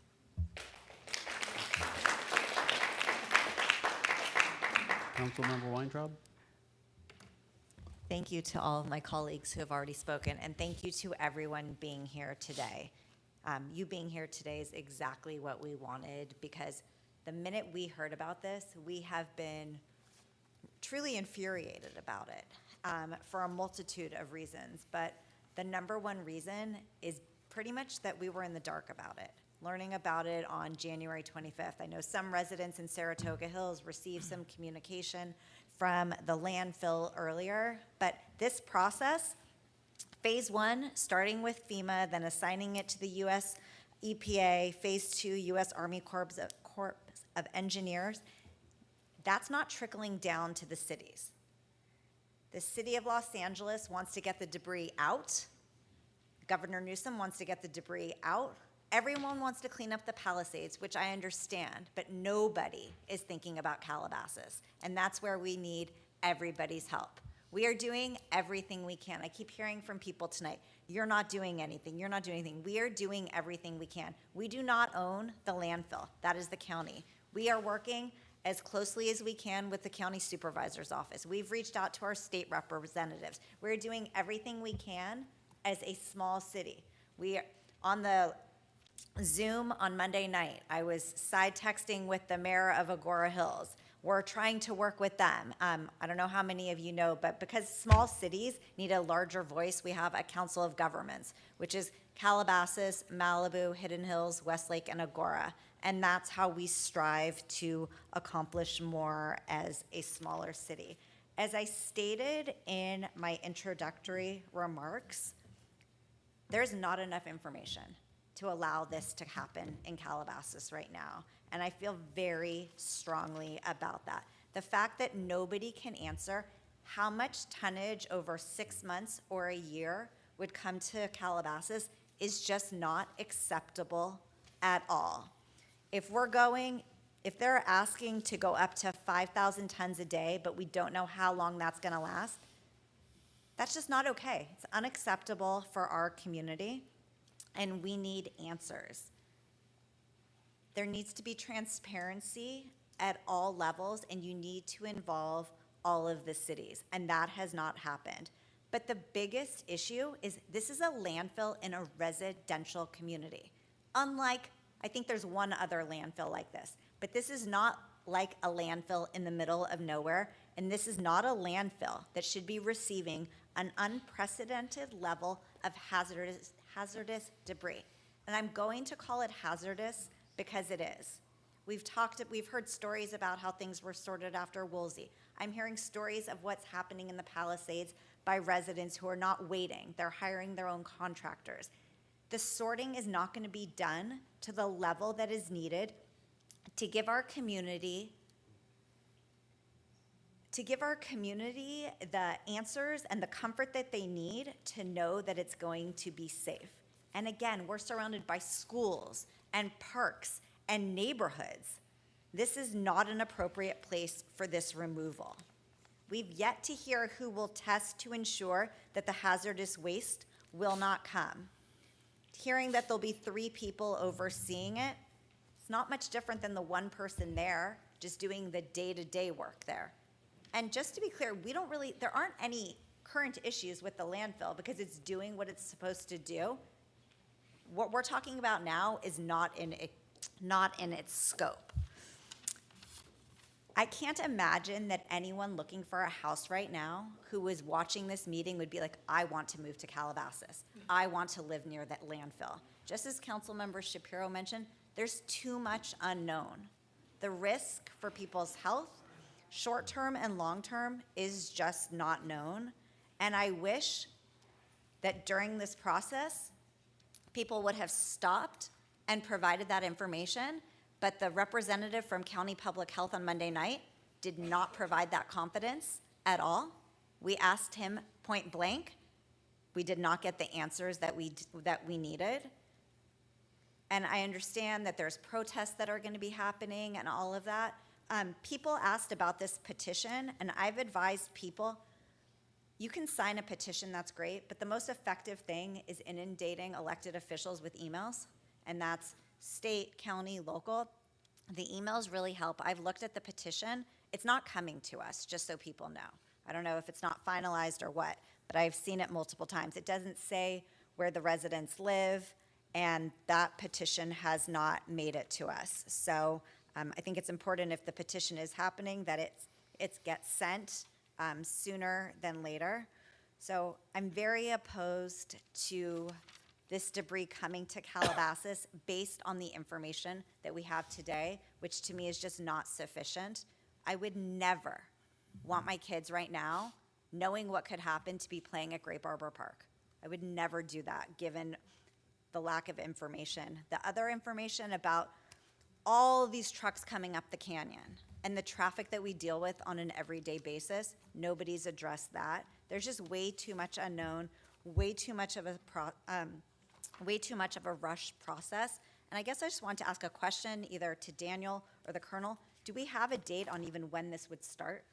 Is that even known, an exact date? It has not started yet. There's not been a single truck that's come to the city. No, but when would it start?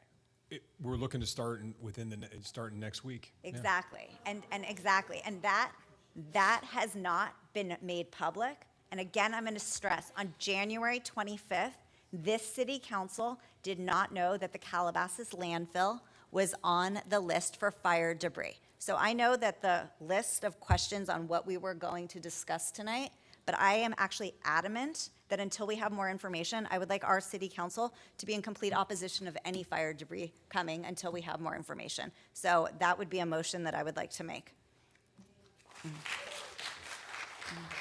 I'll second that. Thank you. Mayor Pro Tem Bazagian. Thank you, Peter.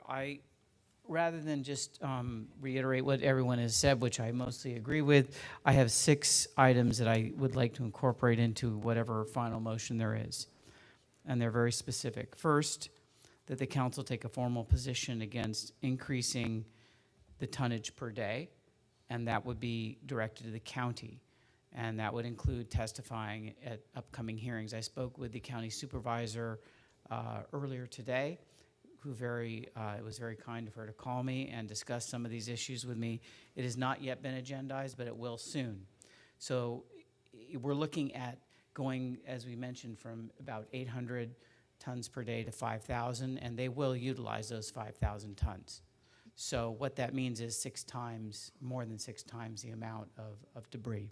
So that's the first item that I would like to incorporate into a motion. Second, opposition to any expansion of hours of operation.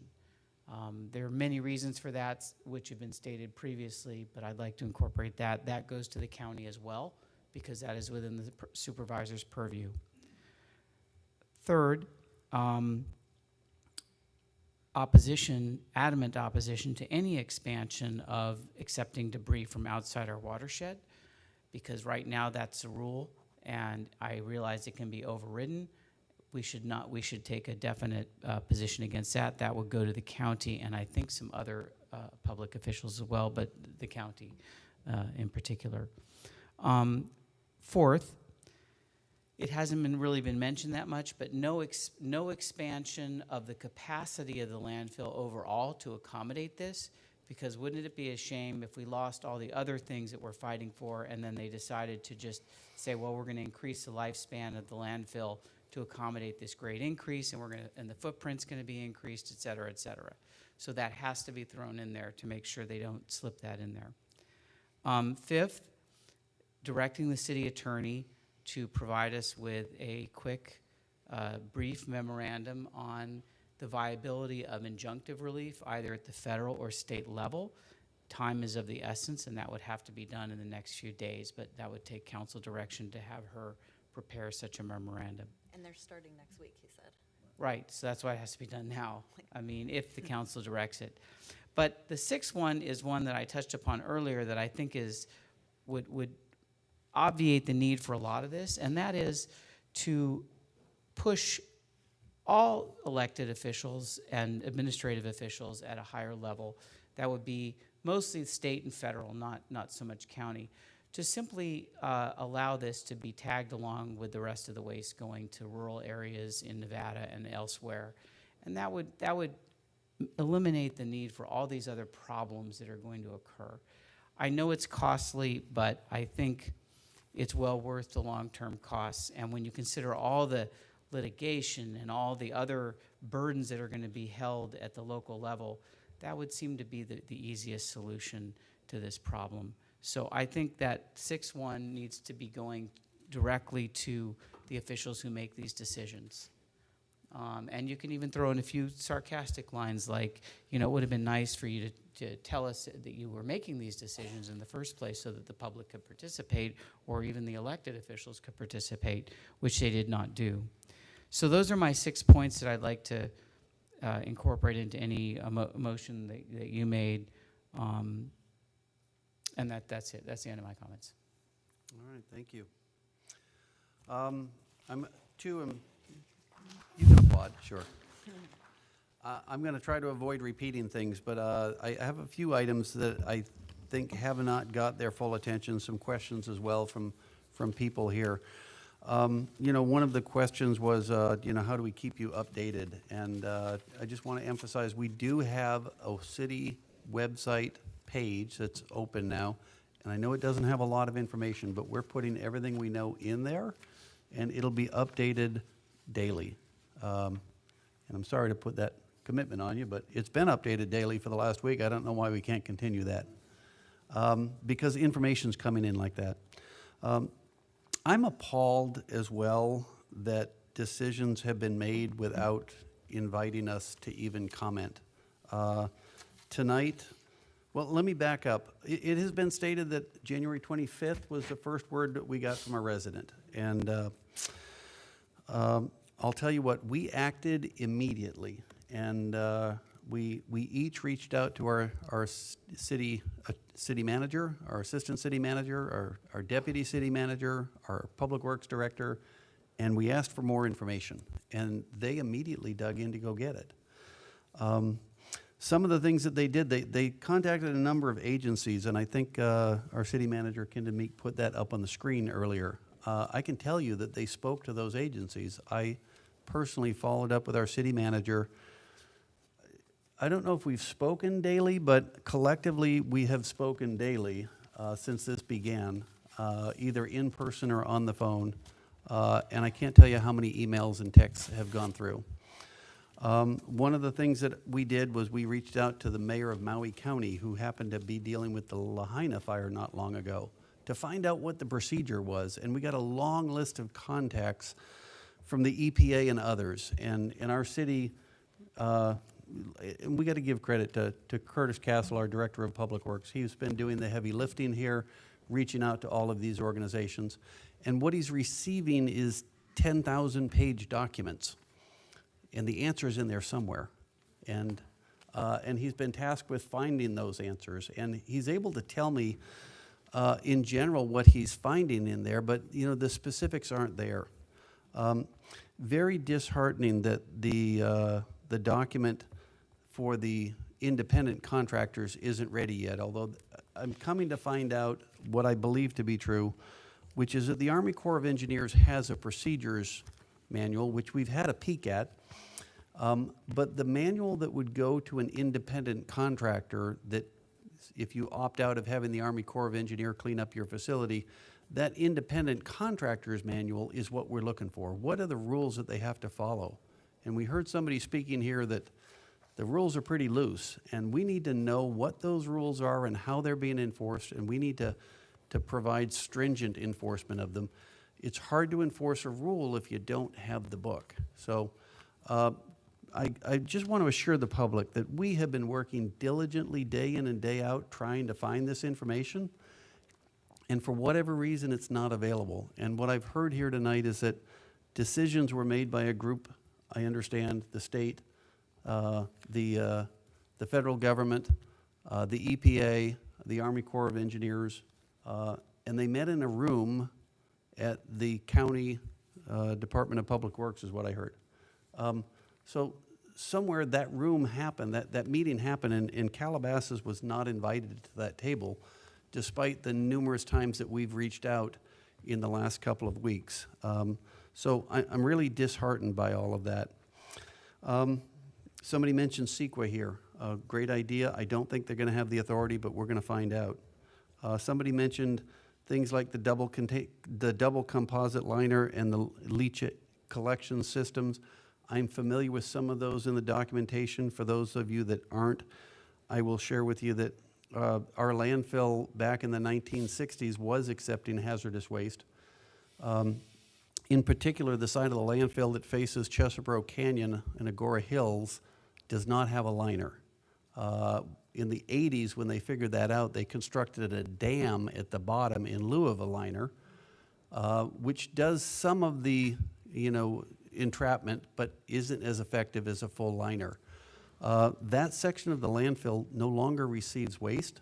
So if you hear about the unlined landfill, it doesn't receive waste. The rest of the Calabasas landfill is lined, and that's the portion that they're talking about bringing materials to. So again, just trying to dispel some of the rumors that we've all heard here. I do want to say, with this starting next week, that's going to catch us, again, a little bit back on our heels here. So I just want to, I could go on all night, but we already have gone on all night. So let me do this. I'm going to put those away. I'm going to read what I heard. Councilmember Weintraub, what was your motion? To officially state that the city of Calabasas is against accepting any debris from the Palisades fire based on the fact that we do not have adequate information to protect the health and safety of our residents, and lack of transparency, I guess, if it's from the federal government, the state government, but most importantly, that we do not have enough information to ensure for the safety of our residents. Thank you. I'm going to ask if you would entertain amending your motion, and I'd like to read the 6 items that I heard from Mayor Pro Tem Bazagian, and also the bullet point items that are in our staff report, and ask if you would consider amending your motion to include these as well. And they were to oppose additional tonnage per day, to oppose increasing the operational hours, to oppose outside material from outside of our watershed, to oppose increasing the tonnage capacity of the landfill, to ask our city attorney to consider a memo of injunctive relief against state or federal, and do whatever research needs to be done to figure out And what we could do. Right, I guess my thing is, I don't want any of it coming here until we have more information. So And- that would be I don't want any of it coming here, so I wouldn't support it going from 800 to 5,000 or 3,000 to 5,000, and I wouldn't want to extend the hours because I don't want the stuff coming here until we're guaranteed that there is not true hazardous waste. We don't even know the routes that it's coming. I don't understand how this could be happening next week when we don't even know. I mean, some of the canyons are closed. This just does not make sense. This is such bad government decisions happening at the expense of our community. There's no way this can be shoved down our throats next week without this information. So I don't accept any of that, except maybe the injunction thing you mentioned. Well, but Hang on, if I could just clarify. I was getting to his number 6 was that we take the firm position that this material be shipped outside of the area, not to the Calabasas landfill. And my suggestion would be, and again, it's your motion, so I'm just suggesting that you entertain this. If you modify your motion that our first position is to advocate for nothing at all, to get the city attorney involved, to take a stand against it, to recommend that it goes somewhere else, we can take that as our first position. What I'd like to know is that if on Monday we don't have a winning argument, we need to at least empower our ad hoc committee to go to the county meeting to oppose the increase at the landfill simultaneously while we fight the bigger battle. Right, but I would want the first one, the bigger battle, because I would want the first one, the bigger battle, and the second. But the county, everyone should be coming here and having us at the table, explaining what's happening, what routes, what testing, the process, and none of that's happening. But let's just say we get a delay. The county, meanwhile, may open the floodgates. Right, And you need to authorize no, the that's ad hoc fine, but I committee. think the motion has to be strong up front. Well, I just didn't, I mean, it doesn't have to, the 6 weren't in that order. Right. The number 6 was my most powerful, not having it at all. Yeah. So I just, No, taking I notes. understand, right. No, I understand. I'm just saying, I don't want to give the county, I don't want to say, yes, we're going in and say, you can increase. I mean, we're opposed to the increase, and then they're going to be like, okay, let's just stay with what we have now, which Nope, I'm still, But the only thing on the county agenda is going to be the items that I'm addressing. So when we go to the county meeting, we're not even going to address whether or not it's coming. How about Right, but two we- separate motions then? That's fine. okay, Doesn't that make sense? that's fine. Okay. Two Two separate. separate motions? I All already right. seconded So the first one. we have a motion and a second from Councilmember Weintraub, a second from Councilmember Shapiro to vehemently oppose any and all debris coming to our landfill. Based on, The reasons the stated. reasons stated, which Pam could better articulate. Or which could be summarized from the audio at some point. I think we've stated enough reasons. Do we need to state that any further? No, you've reiterated it several times. Okay. Oppose any acceptance of debris at the moment based on the lack of any transparency and the lack of information to make informed decisions by the city of Calabasas. Okay. Health and safety. Health and safety. All those in favor of that motion? Aye. Aye. Yes. That was unanimous, 5-0. Mayor Pro Tem Bozajian, would you like to make an alternate motion? Well, I'd just like to Or an make a additional motion? supplementary motion to take the immediate actions that are going to go to these different governmental agencies in the meantime. And those are the 6 that I have said and you reiterated. Okay, so number 6 was actually the same as Councilmember Weintraub's motion, so we'll, Well, no, except It's number different. 6 is a little different because it's asking to go specifically outside the area. We're not just saying, Okay. don't bring it here, but don't bring it anywhere in the LA metro area. okay, so Mayor Pro Tem Bozajian, do you want to restate those items? 1, no expansion of hours of operation. 1 was no expansion of tonnage per day. 2, no expansion of hours of operation. Those are at the landfill, Calabasas landfill. 3, no expansion to allow the debris from outside our watershed as demonstrated on the map that was shown.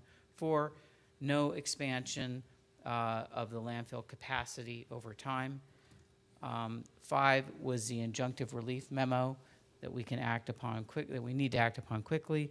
And 6 was the direction to urge that all of the debris be taken outside the area and deposited in rural areas that are uninhabited. All those in favor? Oh, I'm sorry, we do need a second. We have a second by Councilmember Albrecht. Can I ask a question just procedurally? How do two motions, how does it work? These aren't not necessarily mutually exclusive motions because they are taking certain positions with respect to how you face with other agencies. So you can simultaneously deal with not wanting to accept it, but you do have to deal with the immediate issues of opposing the list of 6 things in addition to what you're overall opposing, if that makes any sense. Right, can you just make it clear somehow that it's not a secondary motion, that we're opposed to any of it, but we still have to address these issues?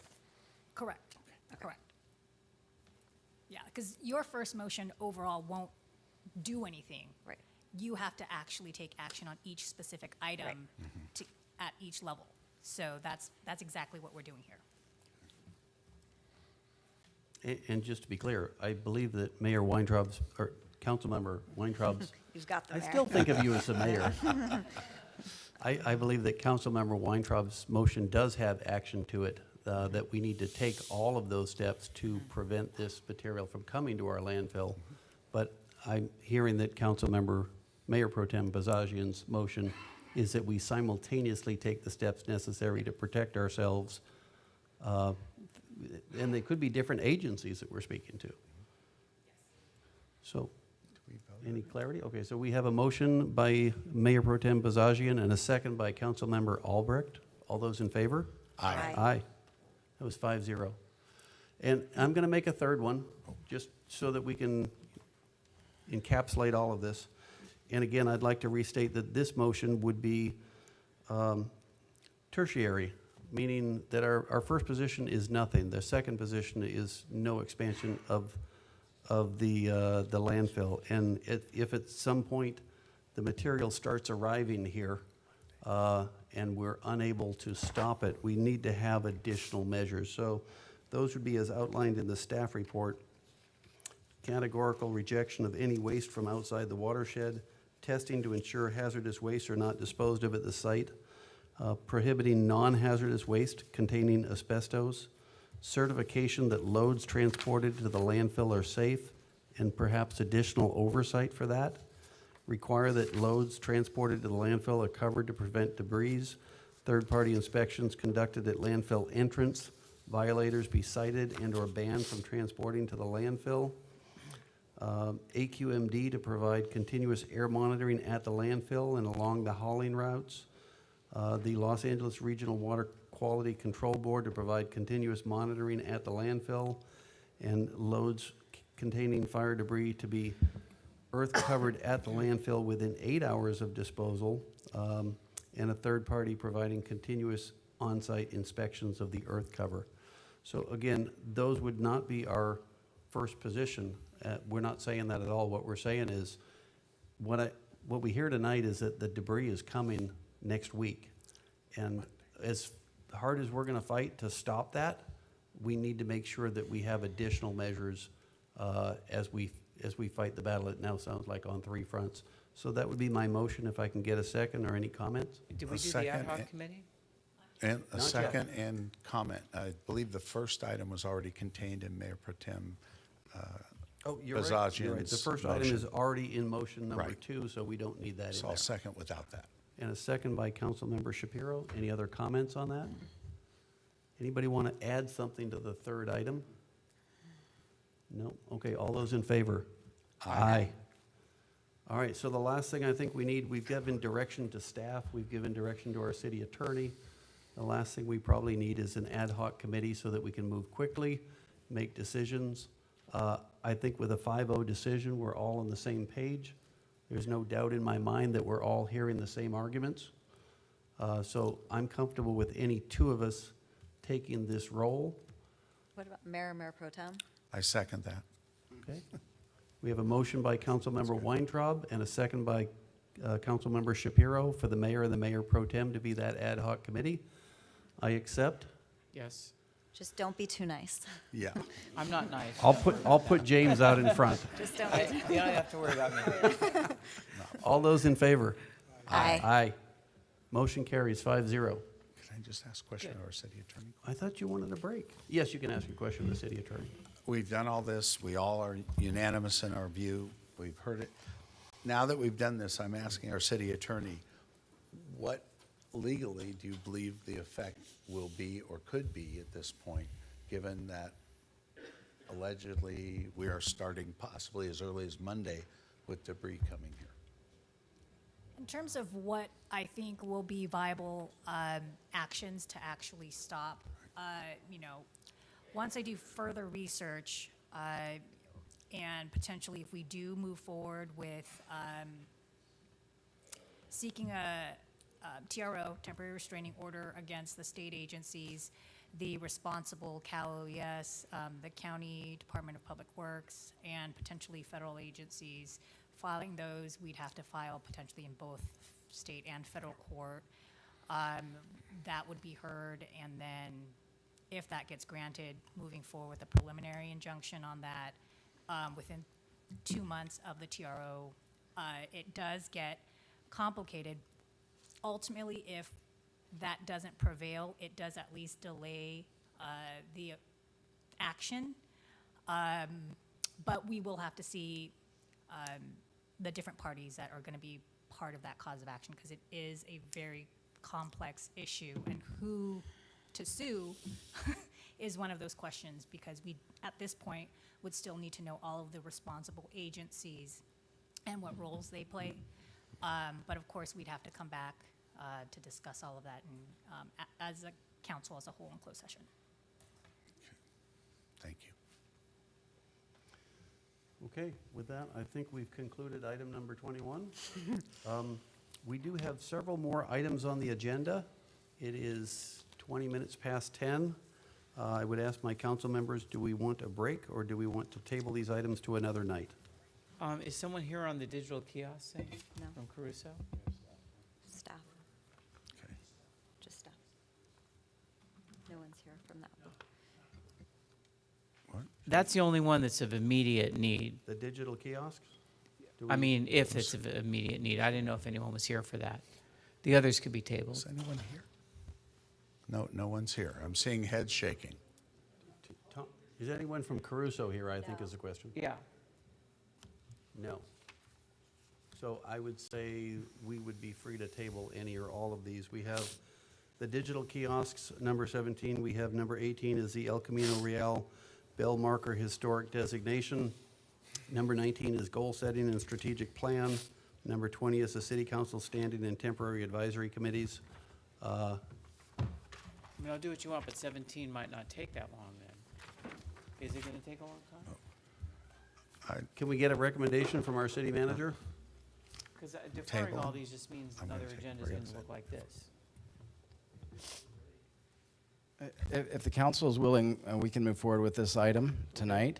I'd also like to request, if possible, if the council would be so inclined to appoint a budget standing committee, so I can start meeting and working on your budget for next year. We can stall and delay all other committees and ad hoc committees, but I do need a budget committee to start meeting. Understood. So do you want to take a 5-minute break? I'm going to take a break, yes, Yeah, but let's I'm take a break. supporting. All right. Let's take a 5-minute break, and then we're going to come back and tackle number 17 and at least a portion of number 20. Public, we won't be long. We have a couple of business items to take care of.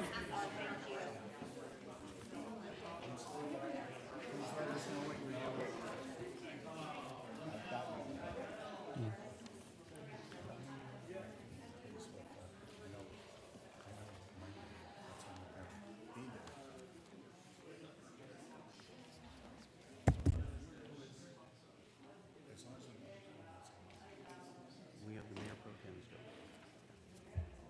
Okay. All right. Thank you, everybody, for your participation this evening. I see not everybody is sticking around for the exciting business portion of our meeting.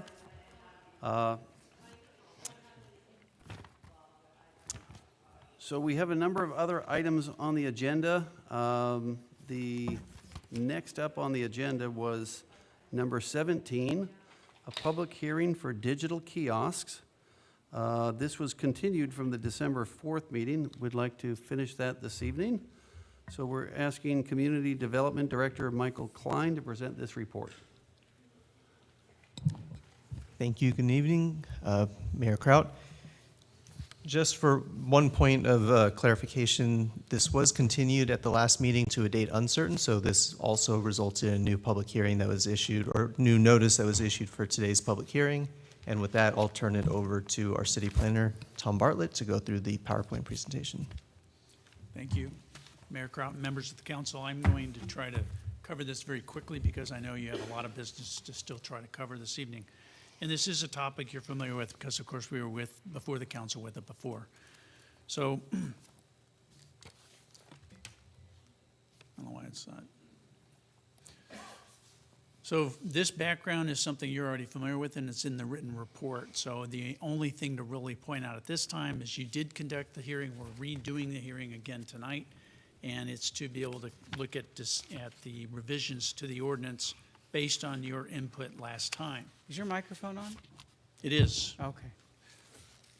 That's probably better. It's pointed more at me now. Is that better? Okay. Just think of the audience. We want what you say to be heard. Thank you. So, a summary of the revisions per your direction.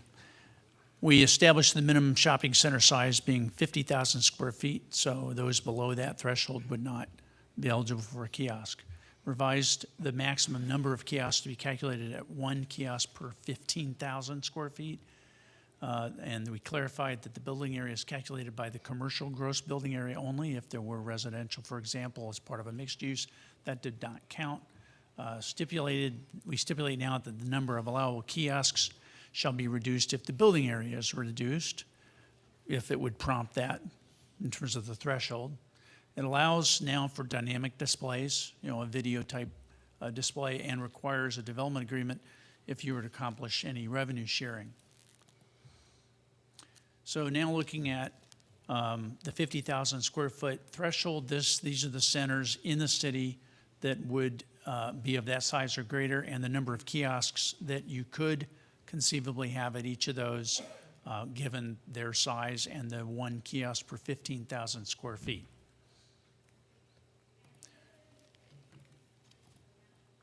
There's an example of a revenue sharing kiosk from Glendale Galleria. They have 12 to 15% of the advertising revenue shared with the city. Over there, they have 24 digital kiosks and about $150,000 of annual revenue. The Glendale Galleria has 2 digital billboards and about 50,000. I'm sorry, the first was the Americana, now the Galleria. I'd like to point out that in those instances, it's not entirely private. There was public participation one way or another, including redevelopment actions when the centers were built. So the cities, in this case, they had a stake in the game in terms of being partners in a project originally. A little different than the Commons, where we are not a partner in their project. So examples of revenue sharing on city-owned properties. City of Santa Monica, they have a franchise agreement for the deployment of 30 kiosks, and that's all on city-owned properties. And 50% of the advertising revenue is shared with the city. You can understand that with all of it on public property, that's a pretty strong position. City of Culver City, they have a franchise agreement for installation and operation of 30 kiosks, and they're to be installed in 2 phases. The first phase, $750,000 annually, and a $500,000 signing bonus. I feel like I'm a sports agent or something. And then phase 2, $876,000 to $1.3 million annually. These are the revenues they're forecasting. They don't have data for actual revenue generation yet to share. The section that is in the proposed ordinance states that a development agreement is required and that kiosks approved under this section shall be subject to an agreement negotiated and executed between the kiosk operator and/or owner of the property and the city. And that agreement shall include specific public benefits to be provided to the city, including revenue sharing, maintenance, and periodic review provisions.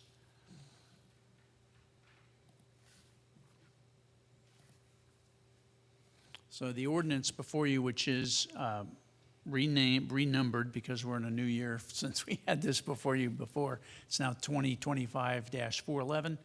It establishes the overarching parameters for all kiosks. As you'll remember, we crafted the ordinance to be an amendment to the sign ordinance where kiosks were already allowed, and now the digital kiosks are incorporated as a type of kiosk within that language.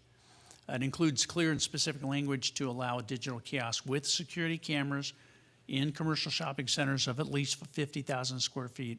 It has the standards applicable to maximum allowable height, width, location, and allowing for dynamic displays. It incorporates a requirement that each kiosk have at least 2 integrated security cameras, excuse me, integrated meaning they provide direct feed to the sheriff's system. And they require a development agreement to be executed between the kiosk operator and owner of the property and the city for purposes of revenue sharing and the other monitoring that we might want to be able to accomplish. All of that's within the ordinance. Our action that we're asking of the council is to introduce and conduct the first reading of the amended ordinance and direct us to schedule the second reading and adoption for your next meeting. And we're available to answer questions. I want to point out that Rachel Zadikov, our assistant planner over here, has done most of the work on this. I just get to be the Gal Friday, the person at the pointing to the letters on the board. Thank you very much for that. I was remiss when we opened the meeting. I do need to state that Councilmember Weintraub was here for the first portion of our meeting. She has an excused absence and is not with us for this portion of the meeting. The other 4 council members are all present. City Attorney, before Councilmember Weintraub left, she shared with me her comments on this item. Is it appropriate or allowed that I share them? You certainly can share them after a public hearing, and when it's brought back to the council, you can certainly share that. Obviously, her not being here won't count towards the vote for the ordinance, but for informational purposes, it would be appropriate to share them at that time. All right, thank you.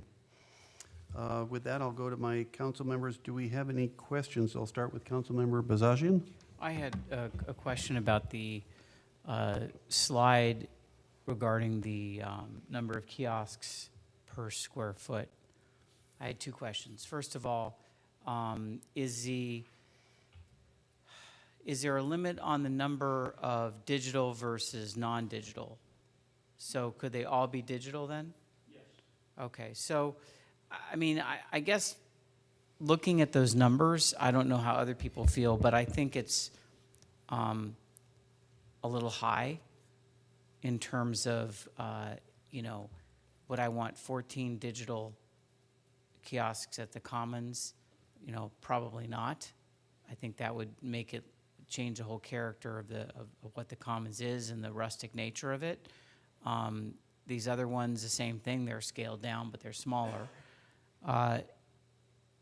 Perhaps we can either lower the number of total kiosks, you know, the square footage formula, or we could say no more than half of these can be digital or something along those lines. I just think it's too many. I don't know that we need 14 digital ones in the Commons. I mean, that's just my thought. Was that the original thing that we had asked, or did you revise that? We'd started in terms of the draft that we first brought to you at 10,000 square feet. And so the number I think you could have had at the Commons was something more like 20 or 21 or something like 22. Okay. So we've reduced it based on the input at that time. I know that there are 12 presently out there. Right, but they're relatively unobtrusive, and I'm just wondering, I wish I could visualize a shopping center where there would be that kind of density of digital things going on, because I think most of the shopping centers will prefer to use the digital if they're given that option. Do you know of one that, I mean, is there one around that we could Oh, go you mean to you and can look, just walk through? saunter by? I mean, Anyway, this might- indoor this might- malls for sure have them. Well, but- indoor malls are different. I mean, so those are my thoughts. I would think that that's a little bit too many in terms of that formula. But that, otherwise, I'm in favor of it. Councilmember Shapiro. Excuse me. Thank you. I had a couple questions or comments. The original number brought to us last time was 10,000. Now it's 15, correct? On the Correct. recommendation. And why did it go from 10 to 15 as opposed to another number? What was the reasoning behind that? During that discussion, the concerns were raised about the number of signs that could be installed, and as City Planner Tom Bartlett just pointed out, at 10,000, one per 10,000 square feet, you could have 22 signs. Here at the Commons, about 8 signs at the courtyard at the Commons, et cetera. With those concerns, Mayor Kraut actually recommended to change it from 1 per 10,000 to 1 per 15,000. So it was a suggestion that was made at the last meeting. Okay, it's not based on any other facilities or shopping malls you researched or looked into, correct? No, it's not Okay. based on that. All right, because I'm looking, there are 12 now in place. I'm using the Commons because the others are not as many.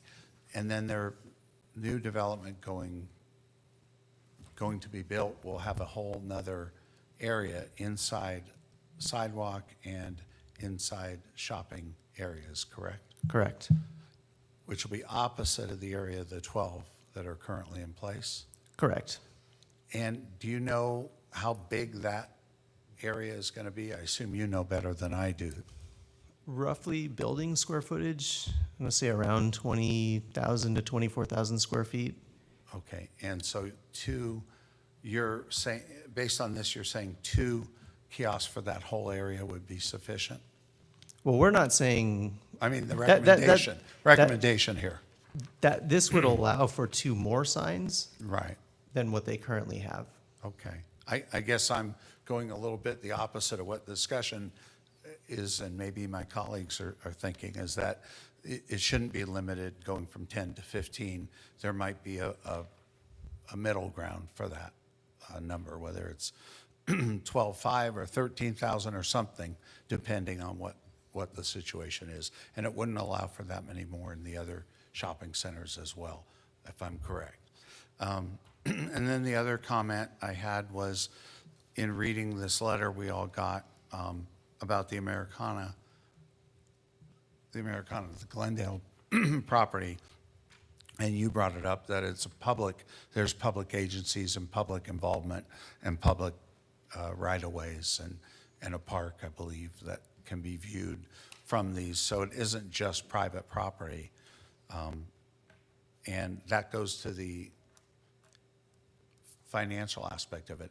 How much in this, and I think I asked this last time, I didn't see it here, how much are you anticipating the city would receive if we agreed or supported the concept of a financial sharing situation?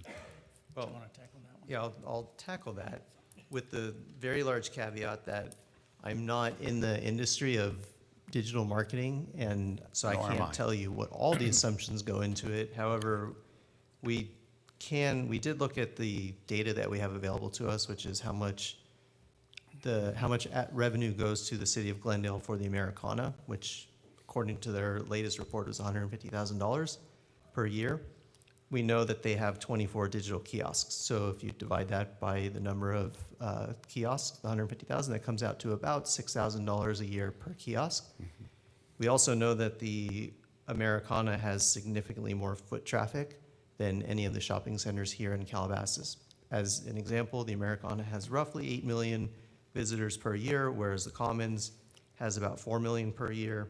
And it goes down from there to about 2 million at the courtyard, all the way down to about 800,000 per year at the Gelsons. So if you extrapolate all of that and just use those numbers, you would be looking at roughly $43,000 a year of revenue at the Commons, down to about $1,800 a year at a shopping center like Gelson's or maybe $5,000 a year at the Summit Shopping Center. But again, there are a lot of assumptions that I'm not aware of. I'm just taking data and then coming up with an estimate. And that also takes into account the discussion or the letter you received about the Americana and the public versus private aspects of the finance. That's a slightly potential. different point, which frankly we were not necessarily aware of because we were not privy to all the details of how the Americana was developed. Okay. That was just the closest analysis or closest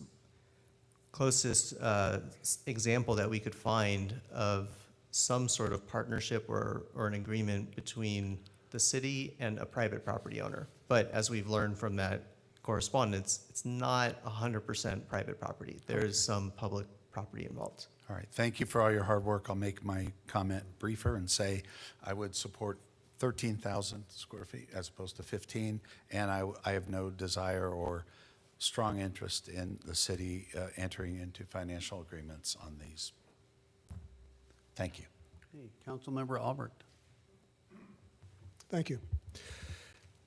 You know, when it first came up, the idea of kiosks, I didn't think much of it because never really paid attention to the kiosks. They were static. And then I looked around on the commons. First of all, no residents have mentioned anything about it. They didn't have an objection or a compliment over it. And then I started to look at them, and you know what? I like them. I like the appearance. Having been to Europe only a couple times, but those times I appreciated the architecture over there, and it's kind of similar here. So I paid a little bit more attention to it. But now that we're studying this for the past couple sessions, the whole idea of this that's so attractive to us is the subject that we as a council have a top priority, and that's public safety, public safety, public safety. The cameras are in there, and it's there to protect smash and grab and otherwise. There's evidence of what's going on, and when you add that to the element of the traffic that we have, we don't want to lose any security value in the commons. So I'm all for it. I'm all for and the digital right now. I traveled a couple times this year, more than I ever have, and in JFK and Newark Airport, they're all over the place. And I picked up on it because I was familiar that we're talking about it. So to me, I like the idea of backing down the square footage. I would agree with Councilman Shapiro. 13.5 sounds good to me. 12.5, 13, somewhere in there. The couple more cameras, the better, because now we've got a street, and on the other side of that street, it's going to need some digital security. And frankly, on the revenue side, you know, I'm thrilled the way the Caruso team treats our community.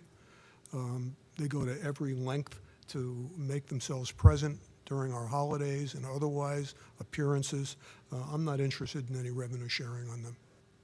So that would be what I'd support. Okay, thank you. And so I'll share, first, quick question. So we're not aware of any revenue sharing aside from those with some sort of public stake in the game? The three of us did a decent amount of research, and these were the only ones that we could find. The only other exception to that is that our city attorney is aware of revenue sharing with billboards, but billboards are an entirely different animal, and they're very public facing. Okay. So I would agree with my colleagues. I'm not interested in the revenue sharing. I mean, it's always great to get revenue for the city, but what somebody does on private property, I don't feel like it's our position to be taking a piece of that. I heard, you know, Mayor Pro Tem Bazagian was looking for a few less, and Councilmember Shapiro was looking for a few more, so I think that means we already found the sweet spot, but that's my own personal opinion. With that, I will be quiet and open the public hearing. Are there any members of the public wishing to speak on this item? There were so many people here earlier. Seeing none, I'm going to close the public hearing. And we'll open for council deliberations. Does anybody have any additional comments? Before you do, I do want to share As Councilmember Weintraub was leaving, she just wanted to say that she is in favor of this item, but was not in favor of the revenue sharing. So that's all I can report on that. Anybody else want to comment or make a motion? Just briefly, if I could. Just wanted to mention Councilmember Albrecht also supported more, not just me. Oh, okay. I didn't know if you. Yeah, up to 13,000 for the other side of the street, because there's now going to be a building over there, and the sidewalk would be empty. So the density level would be the same. Which one was it? Which one are you talking about? Well, with a new building across the street on Commons Way, there's a sidewalk there. So we'll need to put some kiosks over there also. And I want them to have the opportunity to put them on. New building of, I'm sorry, new building of what? The new building next to where the library is. Okay, but that's not going to be in the formula, right? I mean, that's residential, so you don't count that. What was raised was that the pedestrian area around the commercial is actually going to be expanded at that particular project site because they're adding new commercial out in the current parking lot. Well, I think 15,000 is more than generous. I mean, I could go for that, but I wouldn't go lower than that. That's just too many digital kiosks. I mean, look at what you're turning the Commons into. We don't allow neon signage. We don't allow flashing signs. We're making an exception for public safety.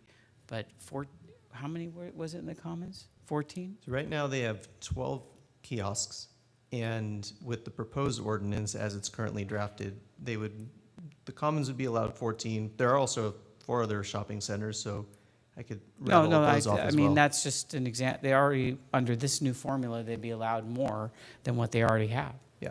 If, just for a point of comparison, if the standard was 1 per 12,500 square feet, that would increase it to 17 allowed kiosks. I think that's too many. What about bringing it down to 15, 16? No, that'd be the other way around. Yeah, that would go the other way. It's already at 1 per 15,000 square feet, and that generates or would allow for 14 signs, 14 kiosks. I think that's more than generous. I'd like to comment on that. I mean, we look around our council chambers, we have TVs in every corner. We have TVs in front of us. We have more monitors than we can count here. It's 2025, the world is going digital. I too don't want to stand in the way of progress. I think the technology of screens has gotten to the point where they're able to achieve a matte finish and we don't have to look like the 5 freeway at the City of Commerce.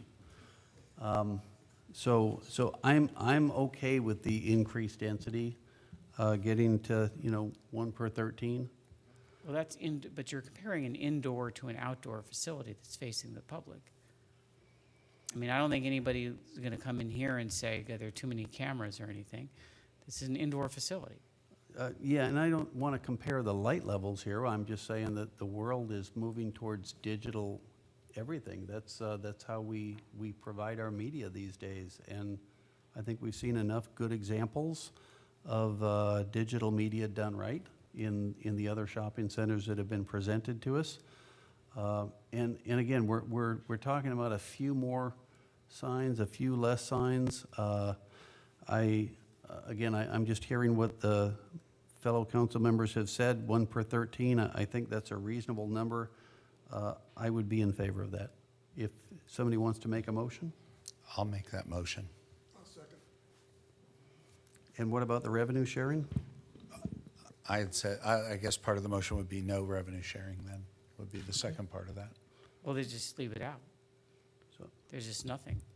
Well, what I'm hearing from Council Member Shapiro, if I can just try to Please, summarize what please. I'm hearing, is he's making a motion to approve ordinance number 2025-411 with the 2 adjustments being 1 per 1,000 as the density of kiosks. 1 per 13,000. 1 per 1,000. 1 per 13,000. It's getting late, people. 220.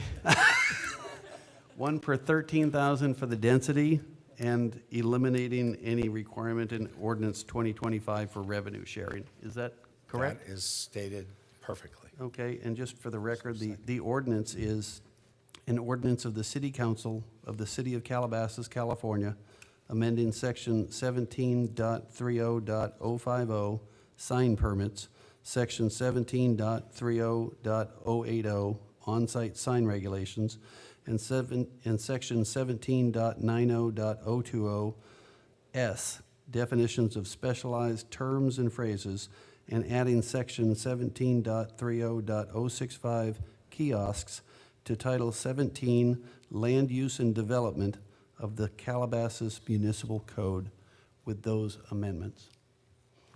And Did I- just, if I could clarify. Please. Is that amending section 17.30065D1 to change it to 13,000? And deleting 17.30065I related to cost sharing? Yes. Yes, that is Yes. correct. Yes.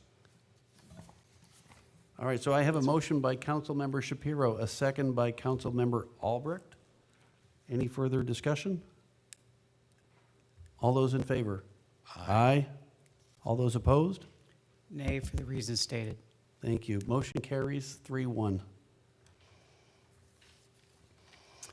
All right, we have 3 other items on the agenda. It is a little past 11. We have the El Camino Real Bell Marker Historic Designation. I don't know how long that will take. That is a public hearing. Can I move the item? We have a choice to either hear it or continue it to a date certain, being our next council meeting. I'd like to continue the other items. I mean, if you're taking a poll. What's that? I'd like to continue the other items. I join with you on that after Okay. this one. I'll move this item if you'd like. No, I'd like, well. Oh, you want it? Okay. I think we need to discuss them. I mean, that's why I'm saying that. Which ones, do you want to hear all 3 tonight? Keep going? Or- No, I want to hear them next time. Oh, But okay. I don't want to just pass them just because it's late. Oh, the bell marker? Okay. I didn't know there's much to discuss. Again, I'm okay continuing on or not.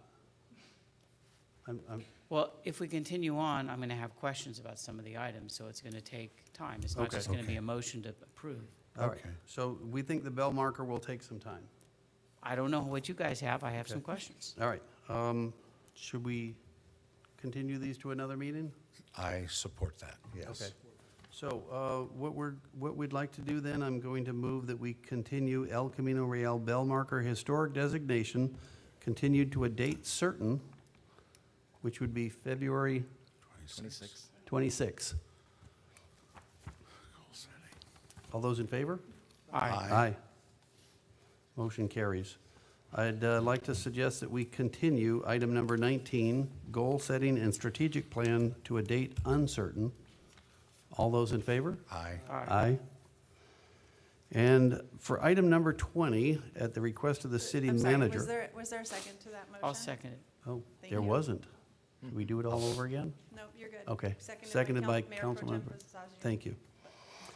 All right, and item number 20 is the City Council Standing and Temporary Advisory Ad Hoc Committees. This will be a long one. I think Councilmember Weintraub will want to be here for that. But we have a request by our city manager to appoint our budget committee. So I would like to suggest that we have our budget committee. I've already spoken to Councilmember Shapiro on this one and Councilmember Albrecht on this one. We'd like to recommend the Budget Committee for 2025 be Councilmember Albrecht and Mayor Kraut. And those in favor? Or do I have a second on that? Can I second myself? And moved by the mayor and seconded by the council member, if that's okay. All those in favor? Aye. No discussion? Aye. We got 4-0 on that one. And I would like to continue the rest of those appointments and discussions to a date uncertain. Or to next meeting? Yeah. To the 26th. I I mean, we got to do it anyways, yeah, let's do it to, we'll continue it second to that. February 26th. Can we do it date uncertain with the intent to bring it back on the 26th? My only concern is if there's more information or more meeting time that is needed for fire debris, I don't want to box us into that date. procedurally, City Clerk? It's not a hearing, so we can just continue it, and staff Okay. will bring it back when appropriate. So I move that we continue that. Seconded by Councilmember Shapiro. All those in favor? Aye. Aye. Motion carries 4-0. And that gets us to new business that we've already done, and then oral reports. Does anybody have anything to report? Councilmember Albert?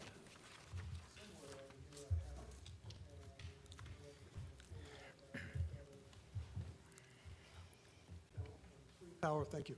Clean Power Alliance meeting we just had, getting the year off goal setting. And I got a finance committee meeting with them also middle of next week. Bear with me just 1 minute.